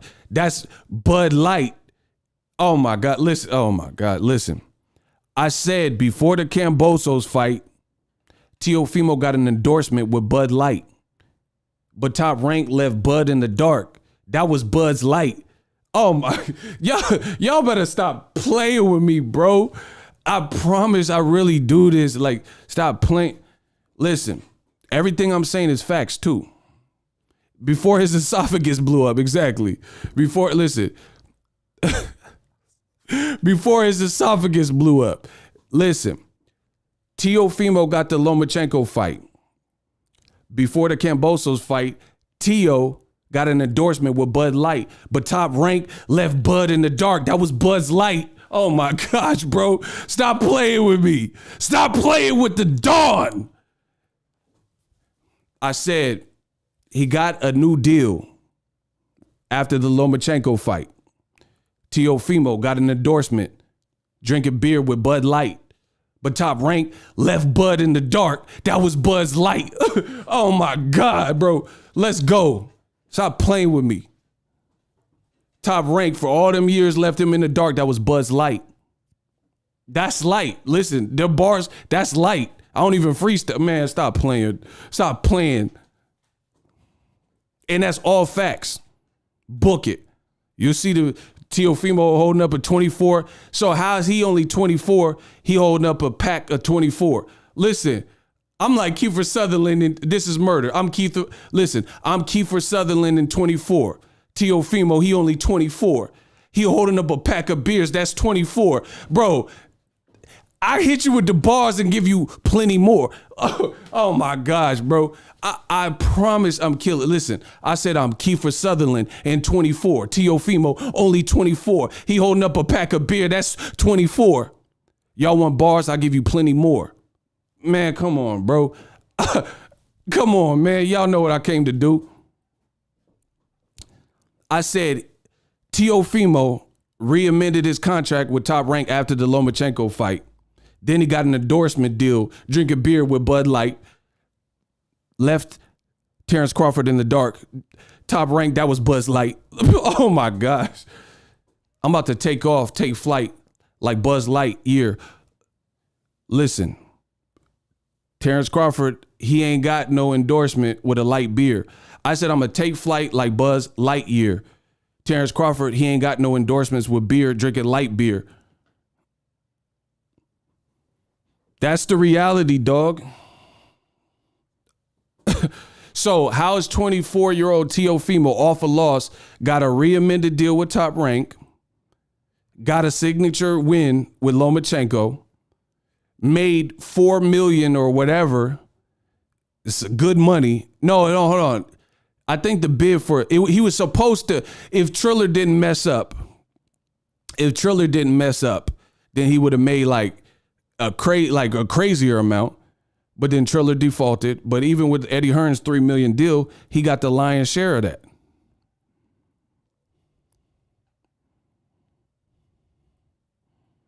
Listen, y'all some gazelles. Old media, they some gazelles. I bring them to the pack, the lion's sharing that. Teofimo got the deal with Triller and got the lion's share of that. Listen, I wear a badge and a sheriff's hat. Teofimo, he got the deal with Triller. Then DAZN got the lion's share of that. Y'all some gazelles. I'll bring you back to the pack and the lion's sharing that. Listen, man, come on. I said, old media, they some gazelles. I'll bring you back to the pack and the lion's sharing that. I wear a badge and a sheriff's hat. Teofimo got a new deal and got the lion's share of that. Versus Cambosos. Old media, a bunch of clowns, bunch of bozos, a bunch of no-sos. I'm like Canelo and Chepo and Eddie Reynoso. Listen, I said a bunch of bozos. I'm like Canelo, Chepo, and Eddie Reynoso. Y'all acting like y'all know so, but y'all don't know, bro. Y'all tripping. So anyway, the point I'm making is this. Terence Crawford, 34 years old. Teofimo, about 24 years old, 10 years his junior, and he got a Bud Light endorsement. Top Rank had to pony up to give him more money because he complained about it. And they gave him more money for the Lomachenko fight. Then he beat Lomachenko, and then he complained about his minimum again, and then he went over to Triller, even though it didn't work out. Then he went to DAZN, and then Top Rank was forced to re-amend his deal even more and bump up his minimum, and then he lost. So at age 24, you still have to give Teofimo some credit because he at least sold division. You see what I'm saying? He sold division and was able to play the game and get his numbers up, get his stats up.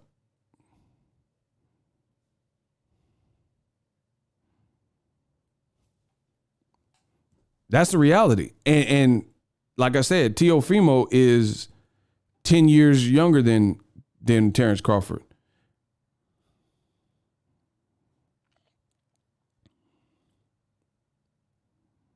Shout out to Daquandre. He sent $1 in the Cash App. Let's go. He said, salute, ego. Don DeMarco. Facts. Let's go. So I'm just telling you, this is how to play the game. Bud Crawford, his claim to fame was the Gamboa fight in 2014. In a couple years, it'll be the 10-year decade of that, and he still hasn't got the signature fights that he said he wants. That's the reality. So Teofimo, how is Teofimo only 24 and he got one of the most signature wins, and he at least Top Rank gave him the fight that he wanted in a much smaller space of time. But then Bud admits that they couldn't get the Errol Spence fight at the post-fight press conference. And y'all want to act like what I'm saying ain't true? Stop.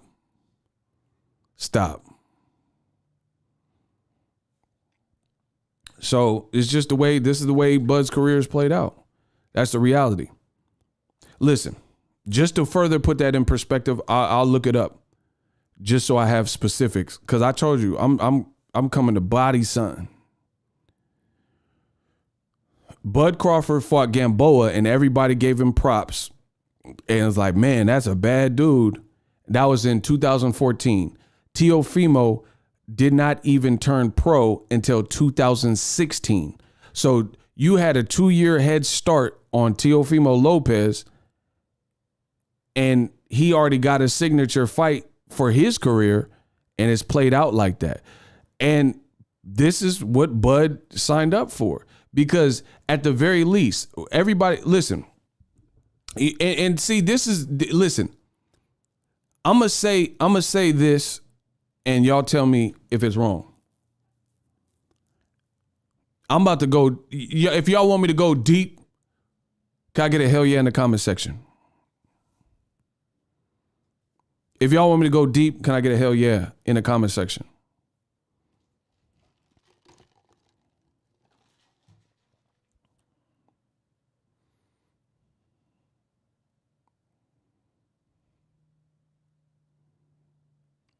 Watch this. If I'm lying, I'm flying. Watch this.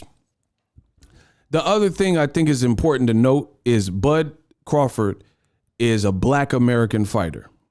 These are the facts. He's an African American, Black American fighter, right? Why is it in the Black culture that it's so easy to go with like extreme prejudice and relentless energy at other Black people, right? And then against a non-Black person, not keep that same type of grit and energy in that given situation? How come? That's I really have that question. In the Black community, why is it so easy to go ruthlessly at people that look similar to you and or identify with some of the same things as you, and then don't keep that same energy when it's other people, when it's a non-Black person? That's a real question to y'all. So to give y'all an example, this same pressure that Terence Crawford is applying or thinks he's applying to Errol Spence, Bud Crawford was on the same side as Manny Pacquiao, who clearly is not Black. He's Filipino from General Santos. We never at any point in that whole duration where people like myself were pushing for Crawford to get the Pacquiao fight, never once did I ever see this heightened pressure that he wants the Pacquiao fight, like he's saying the Errol Spence fight must happen. Like making videos like, Errol, where you at, you little hoe? I'd never seen him disrespect Pacquiao in that way. And he said he wanted to fight too. So I'm just asking, for a friend, how does that work? Or like Gary Russell, Crawford and Gary Russell, they clearly had an exchange of words, right? Crawford got on, he was in his car, and he had like little twists in his head. And he said, oh man, he said, we ain't gotta fight. If I see you, it's on site. Like J. Cole said, no, it's on site. When I see you, I'm working in Squarespace. He said, it's on site. I'll break your neck. You know this, I'll break your neck. But then you have a Jewish promoter in Bob Arum, and he's denigrating your brand more than Gary Russell is. Gary Russell is just saying he socked you or whatever. And supposedly that's a true story, right? And I heard it was true. Somebody told me that. It's someone that's no longer here either. Somebody that passed said that, right? But anywho, Bob Arum gets at Crawford and he's like, oh, Bob's just being Bob. Him and Bomac kind of both had that attitude. That's just Bob being Bob and blah, blah, blah, and things like that. So I'm just asking, why is it so easy for Black people to go against Black people? I'm not saying I don't want to see two Black people fight or no goofy stuff like that. But I'm just asking the question, when Bud feels violated by Errol Spence fans or Errol Spence, He like, oh, I'll fight you, and I'm looking for you in the ocean. Why wasn't you looking for Pacquiao in the ocean? And that motherfucker said he was in the ocean healing his shoulder with salt water. Why wasn't you doing that to Pacquiao? I'm just asking how this works. Maybe y'all can explain. When Gary Russell got at Crawford, it was on site. I'll break your neck. I'll break your jaw. We don't even have to fight for money. I'll fight you in the streets. Errol Spence, he ain't even really said nothing in general. He ain't been doing no interviews or nothing. And it's like, oh, Errol Spence, I'm looking for you, calling him out his name, blah, blah, blah. But you was with Top Rank. You was with Manny Pacquiao from the Philippines, and you wanted that fight. And I didn't see none of this pressure stuff. So how's it only work for certain fights or what? I'm just asking y'all. Elijah won. He said, Ego, you catch Lomachenko trying to say Ryan Garcia was better than Tank and Haney? Cap. Yeah, I'll talk about that later. Yeah, I heard that hating stuff. I'm just curious how this is supposed to work. Like I said, anybody that I can think of that is black that has stepped to Terence Crawford, you see the street Crawford come out. Blood Gang Crawford come out. And it's like, nah, I'll destroy you. I'll decapitate you, your mother, break your neck, like Busta Rhymes. You know what I'm saying? All this stuff. But then you deserve the Pacquiao fight. I was pushing for him to get the Pacquiao fight. And I didn't see none of these videos like, I'm looking for Pacquiao and Bob better make the fight or I'll swing on Pacquiao when I see him. I didn't see none of that. So I'm asking, as a culture, if you're black, I'm asking, why is that the norm? Why is that what's accepted? Where it's all this ruthless, aggression towards people that look like you. And that's cool. And see, this is the thing. I'm not saying don't do that. If that's what you want to do it. But I'm saying do that to everybody. You see what I'm saying? If that's how you get down, do it to everybody. I don't think Crawford was afraid of Pacquiao. So there has to be some reason. I'm just asking what it takes to bring that side out of you in certain situations for certain people more so than other people. Like I said, I thought Pacquiao clearly should have fought against Crawford when they was all with Top Rank. And I pushed for that. And I wanted to see Bud get that. And I used my platform and my voice and my channel to make that message loud and clear and heard. And he still didn't get it. Like I said, you have a Jewish promoter, Bob Aaron, or you used to up until the Porter fight that completed your deal. And he says stuff that is damaging to your brain, your brand, and is damaging to your brand. But you got more vitriol for Errol Spence, and he just been low. And you said the fight was dead. So I'm curious. I'm curious how this works. When has Manny called out Bud? What are you talking about, bro? Man, get them out of here. They got booty cheeks all on the picture. Get them out of here. I don't know what you're talking about, bro. When has Manny was with Top Rank and Bud was with Top Rank and they were in or around the same divisions. They should have fought. And Bud said he wanted to fight. But I never heard Bud call Pacquiao out his name. That's the point. If you can't understand that, that's something you got to deal with and you got to work. I've said it very clear. All this pressure to, like, why is it more of a competitive thing for two black people, but then when it's somebody who's not black, you don't see it. Like, even look at Dillian White. Bro, just listen to what I'm saying and put this in your pot and you can stew it, slow cook it. Dillian White, look at how he got at Deontay Wilder. So a black guy from the UK and Wilder, who's black, and Dillian White was nonstop like, oh, Wilder, you suck, Wilder. And then Tyson Fury and Usyk and other people, Philip Ergovich in your division, and you don't have none of that same type of energy. Like, to my knowledge, Wilder and White, they don't have no extenuating circumstances or dialogue that created, it's not like Tupac and Biggie where they was boys and now they hate each other. You see what I'm saying? If anything, Gerald Big Baby Miller and Wilder kind of had that where they were cool and they were in the camp together and then it fell off. So I can understand Gerald Miller and Wilder going back and forth. But Dillian White, what more reason does he have to get at Wilder nonstop with this pressure or whatever? But then you don't really see him nonstop going in on Tyson Fury and making every post about Tyson Fury or Usyk, non-black fighters. That's what I'm asking you.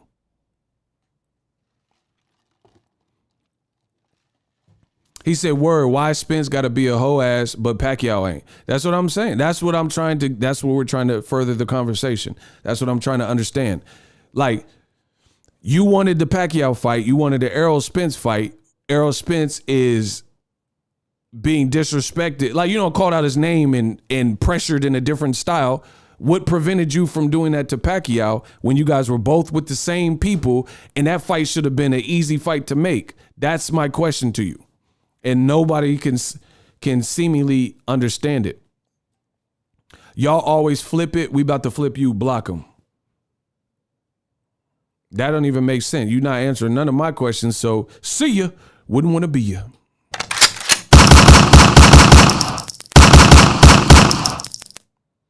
That is my question. How come black people in black culture, it's like to turn up on other black people, but then other people, similar situation, there's no turn up? That's what I'm asking y'all. So when, as a culture, do we decide to turn up versus not turn up? Why didn't Bud turn up on Pacquiao? That was an easy fight. That was an easy fight to facilitate at the time because both of them were with Top Rank. So why not turn up on Pacquiao and put the same pressure and try to get the fans on your side and all this other stuff and then say, hey, IBF, I'm trying to see something. Pacquiao got the belt. Boop, boop, boop. That's what I'm asking y'all. Texas Trill, what's up?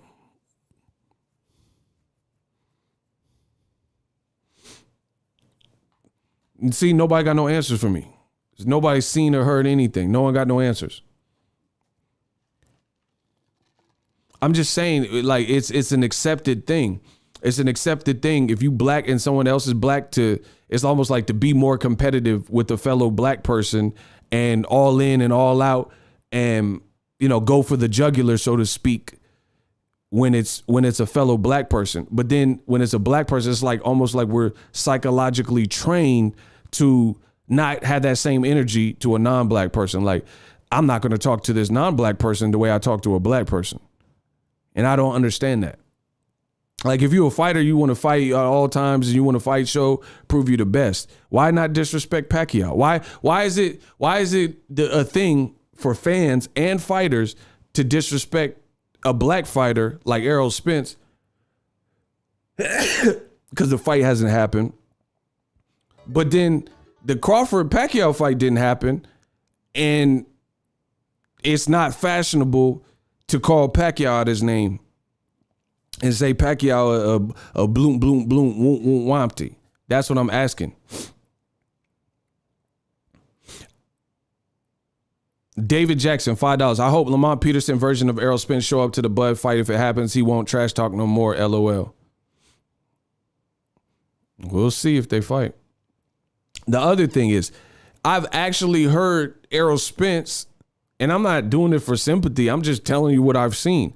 I've actually heard Errol Spence, and he's reasonably cool. Like, outside of the competitor and saying, I'll beat you, I'll stop you, blah, blah, blah. He's reasonably cool and saying, nah, Crawford's a good dude. He's a good fighter. You know, I think I beat him, but blame Bob. Like Errol Spence ain't even like approaching Crawford with like you suck, like a crab in the barrel mentality. But then Bob Arum, your longtime Jewish promoter, he is actually saying things that hurt your leverage and denigrate your brand as an entity and as a business. And Bud, I never seen him say like, F what Bob talking about. That's why I'm leaving him. I never seen that same energy. That's what I'm asking. That's what I'm trying to get to the bottom of. Why in black culture is it that when people look and sound like you, come from the same upbringings, it's so easy to turn up and approach with that type of grit and you know, that grimy pull up with the Air Force One, black Air Force One energy and do-rags and stuff. Why is that fashionable? But then when someone talks Eddie Hearn or somebody talks crazy, we don't have that same energy. I don't understand it, bro. I don't understand it. Why we keep it PG-13 for some of these other people, you know, and that's what some people do. They want to keep it PG-13 for these white folks. And then when there's black folks, it's go for the jugular. It's like, I'm at your throat. I'm going to kill you. I'm going to destroy you. I'm going to shoot them up, blah, blah. I don't understand that, bro. Especially like a fighter. Like, you should want, at the time, you should have wanted Pacquiao as much as you wanted Errol Spence right now. And I don't remember hey, you hoe at Pacquiao, blah, blah, blah. I don't remember that. So you guys tell me. Surah says it's self-hate, and I trust Surah.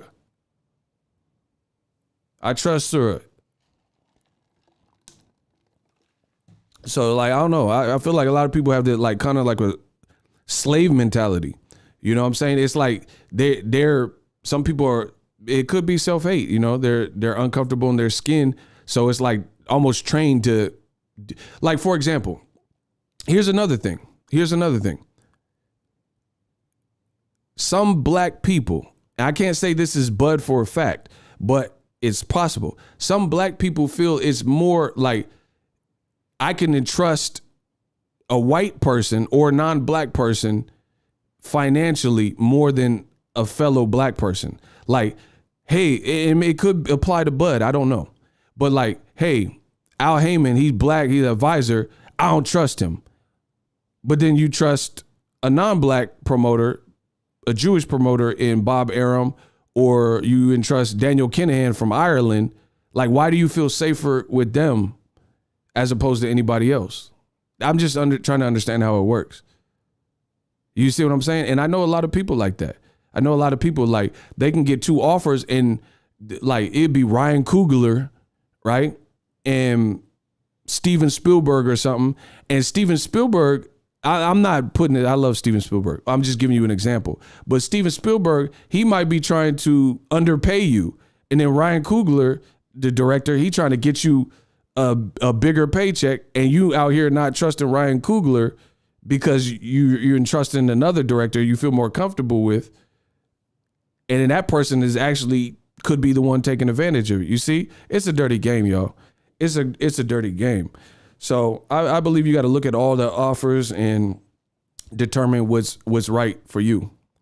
He said everybody at PBC eats, though. That's what I'm saying. So I don't understand how this is supposed to work. I don't understand. Like, I don't have nothing against MTK Global, but who's the cash cow? Virgil Ortiz? I've seen a couple MTK fighters lose recently. So who's supposed to be, I mean, the big guy, Tyson Fury, I guess. And he got his biggest checks fighting a PBC fighter. So it's like, what are we talking about?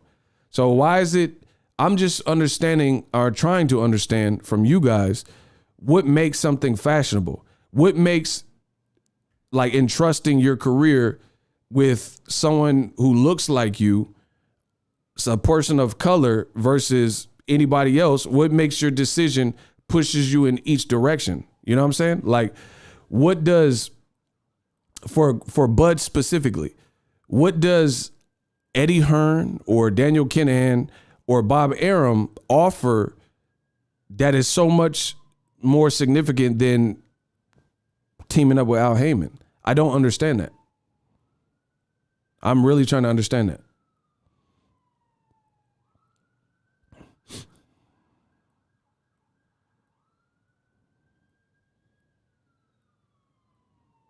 I'm really trying to understand that. And to further this conversation, somebody said that Al Heyman fighters is eating, right? Let's fact check. If you had a guess, let's just play the game. I'm trying to play a game like Jigsaw. I want to play a game. Who makes more money your Dennis Ugas or Terence Crawford? If you really had to get, who would you like? Honestly, who do you think in their last couple of fights has made more money? I'm just curious. There's no right or wrong answer.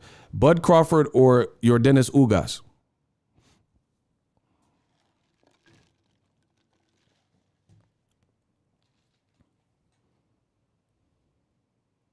Business Brain voted Ugas. Boss Red voted Ugas. Simply Ameria voted Ugas. Damn, sir. Damn. Everybody pick Ugas?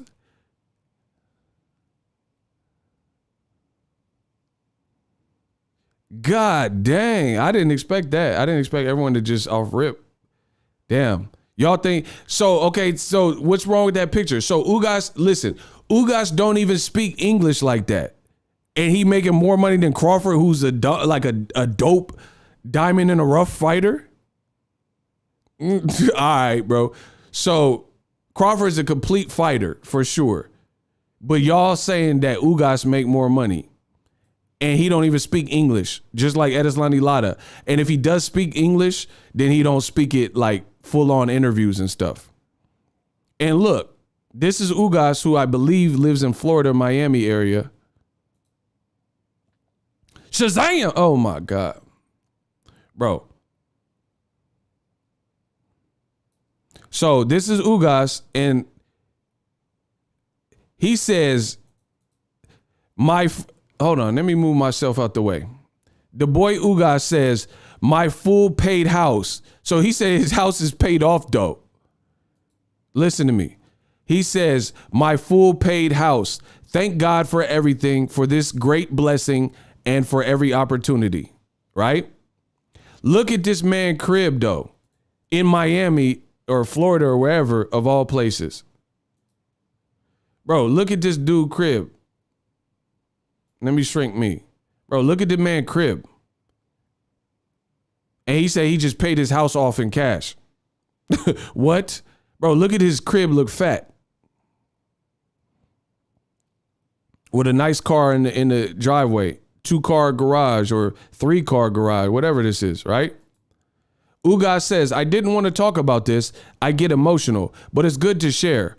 And I hope it motivates you to not give up and fight for your dreams. 5 years ago, when I came to Las Vegas, I didn't have a car to my name, and I had to share an Uber with other people to go to my trainings. Today, I have bought my house, and that's the house he bought. Man, what? But to trust a person of color like Al Heyman, people will make it sound like it's, you're playing with fire. I don't know about that Heyman guy. I don't know, bro. I don't pocket watch, to each his own. Shout out to Ugas. His crib look dope. I'm not saying it from a pocket watch. I make my own money. But from the outside looking in, the named PBC fighters look like life is good. Like in terms of the leisure and their houses and stuff. Charlo's house is crazy, bro. Like he got an Equinox gym in his house, damn near. Edeslani Lara, I've seen his cars in his crib, same thing. Ugas' girl is fine. He just bought a house cash. Errol Spence bought a ranch after an accident. He flipped his car, wrapped his car, and then rebought the car. So I don't know. Berto's crib is fat. So this can't be like Danny Garcia got hella businesses. He got his own bar. He's been at the barbershop, but Danny Garcia, he got investments and all types of stuff. Danny Garcia got his own business. He put his sisters on. His sisters and his family all live together. Sisters doing records. And I mean, what are we talking about, bro?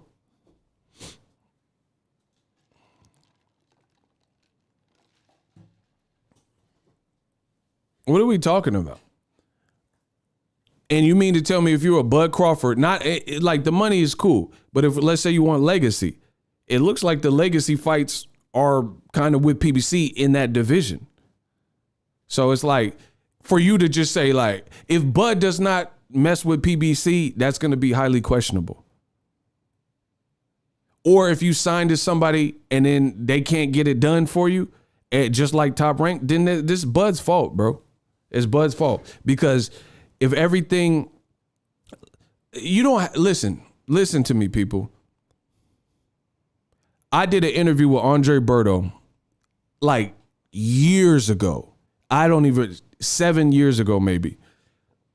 And I said, I asked Errol Spence this too, years ago, but I'll use the Berto. I interviewed Berto, and I said, because people were hating back then. I said, people hating on Al Heyman, right? I said, people hating on Al Heyman, what you think? And he was like, man, people gonna say whatever they want, but we live in fat. People got nice houses. It's a wrap, so people can say whatever they want. Then I was in Vegas, and I interviewed Errol Spence. And I asked him, I said, what you think about the people hating on PBC? So listen, this was Errol Spence before he was even a champion, dog. Let me see if I can find it, bruh. If I can find it, that would be legendary.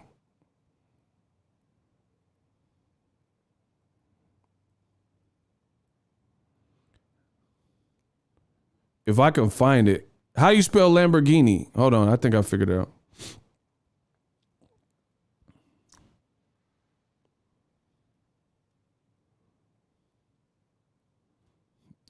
Hold on. Bro, listen. I found it. Oh my God. I told you, I'm the best in boxing history. Smash the like button. Look. I found the interview with Errol that I did 5 years ago. 5 years. Do you understand what I'm saying? This interview is from 5 years ago. Errol Spence was not a champion at this time.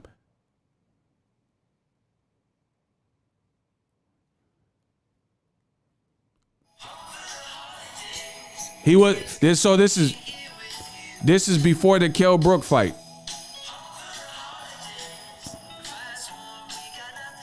I told you I'm the GOAT. I told you I've been around the world and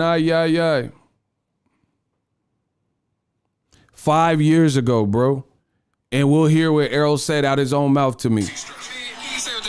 Listen. I told you I'm the GOAT. My old intro, look. Criticism against PBC. They say Al Heyman's ruining boxing, different things like that. I mean, you look sharp. You're always at the events, get to cover or go to the fights. So what do you think about Al Heyman and the PBC structure? I mean, people say what they want, but it's the fighters complaining. You don't see fighters complaining, but you see fighters driving in Ferraris and Lamborghinis and jewelry and nice clothes and stuff like that. So jewelry, you said? Jewelry, shoes. You got the shoes? The fighters not complaining. I can see if the fighters was complaining, then that'd be something. But the fighters not complaining. Okay, Errol. That was me and Errol in Vegas. And I even showed his watch because he had like a night, bro. He had a watch on that was type nice, and he wasn't even a champion. Like, bro, this was like, I don't remember what it was. It was 5 years ago. I don't remember before what fight it was, but he hadn't fought Kell Brook yet. He said, I could see it, the fighters complain, but the fighters ain't complaining. The fighters driving around with Ferraris, Lambos, blah, blah, blah. Come on, bro. And that was 5 years ago.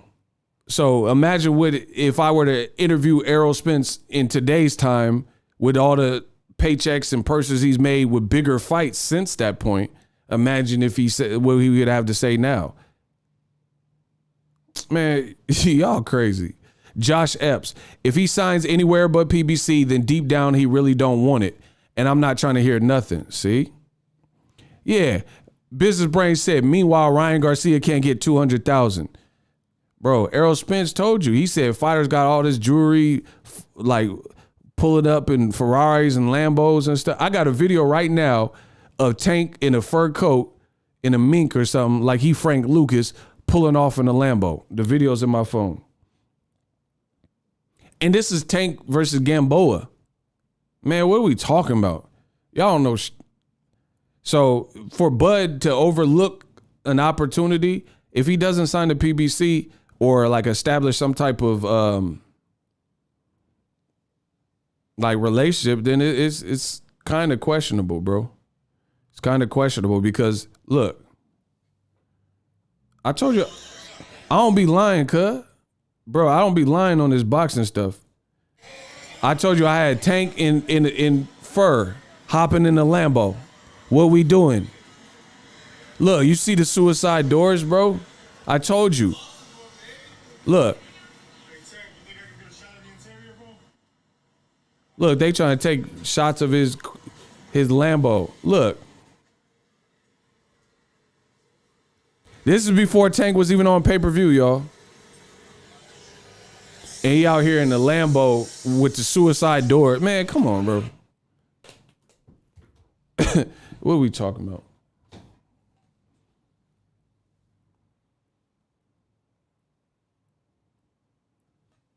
So, anyway, it is what it is. But to each his own. Best of luck. We'll see what Crawford decides. And on that note, I'm out. Yeah, T.O. kept complaining with the Lomachenko fight, and they said the fight was in jeopardy. I'm done, bro. Y'all know what it is. Call me when it's a gangster, man.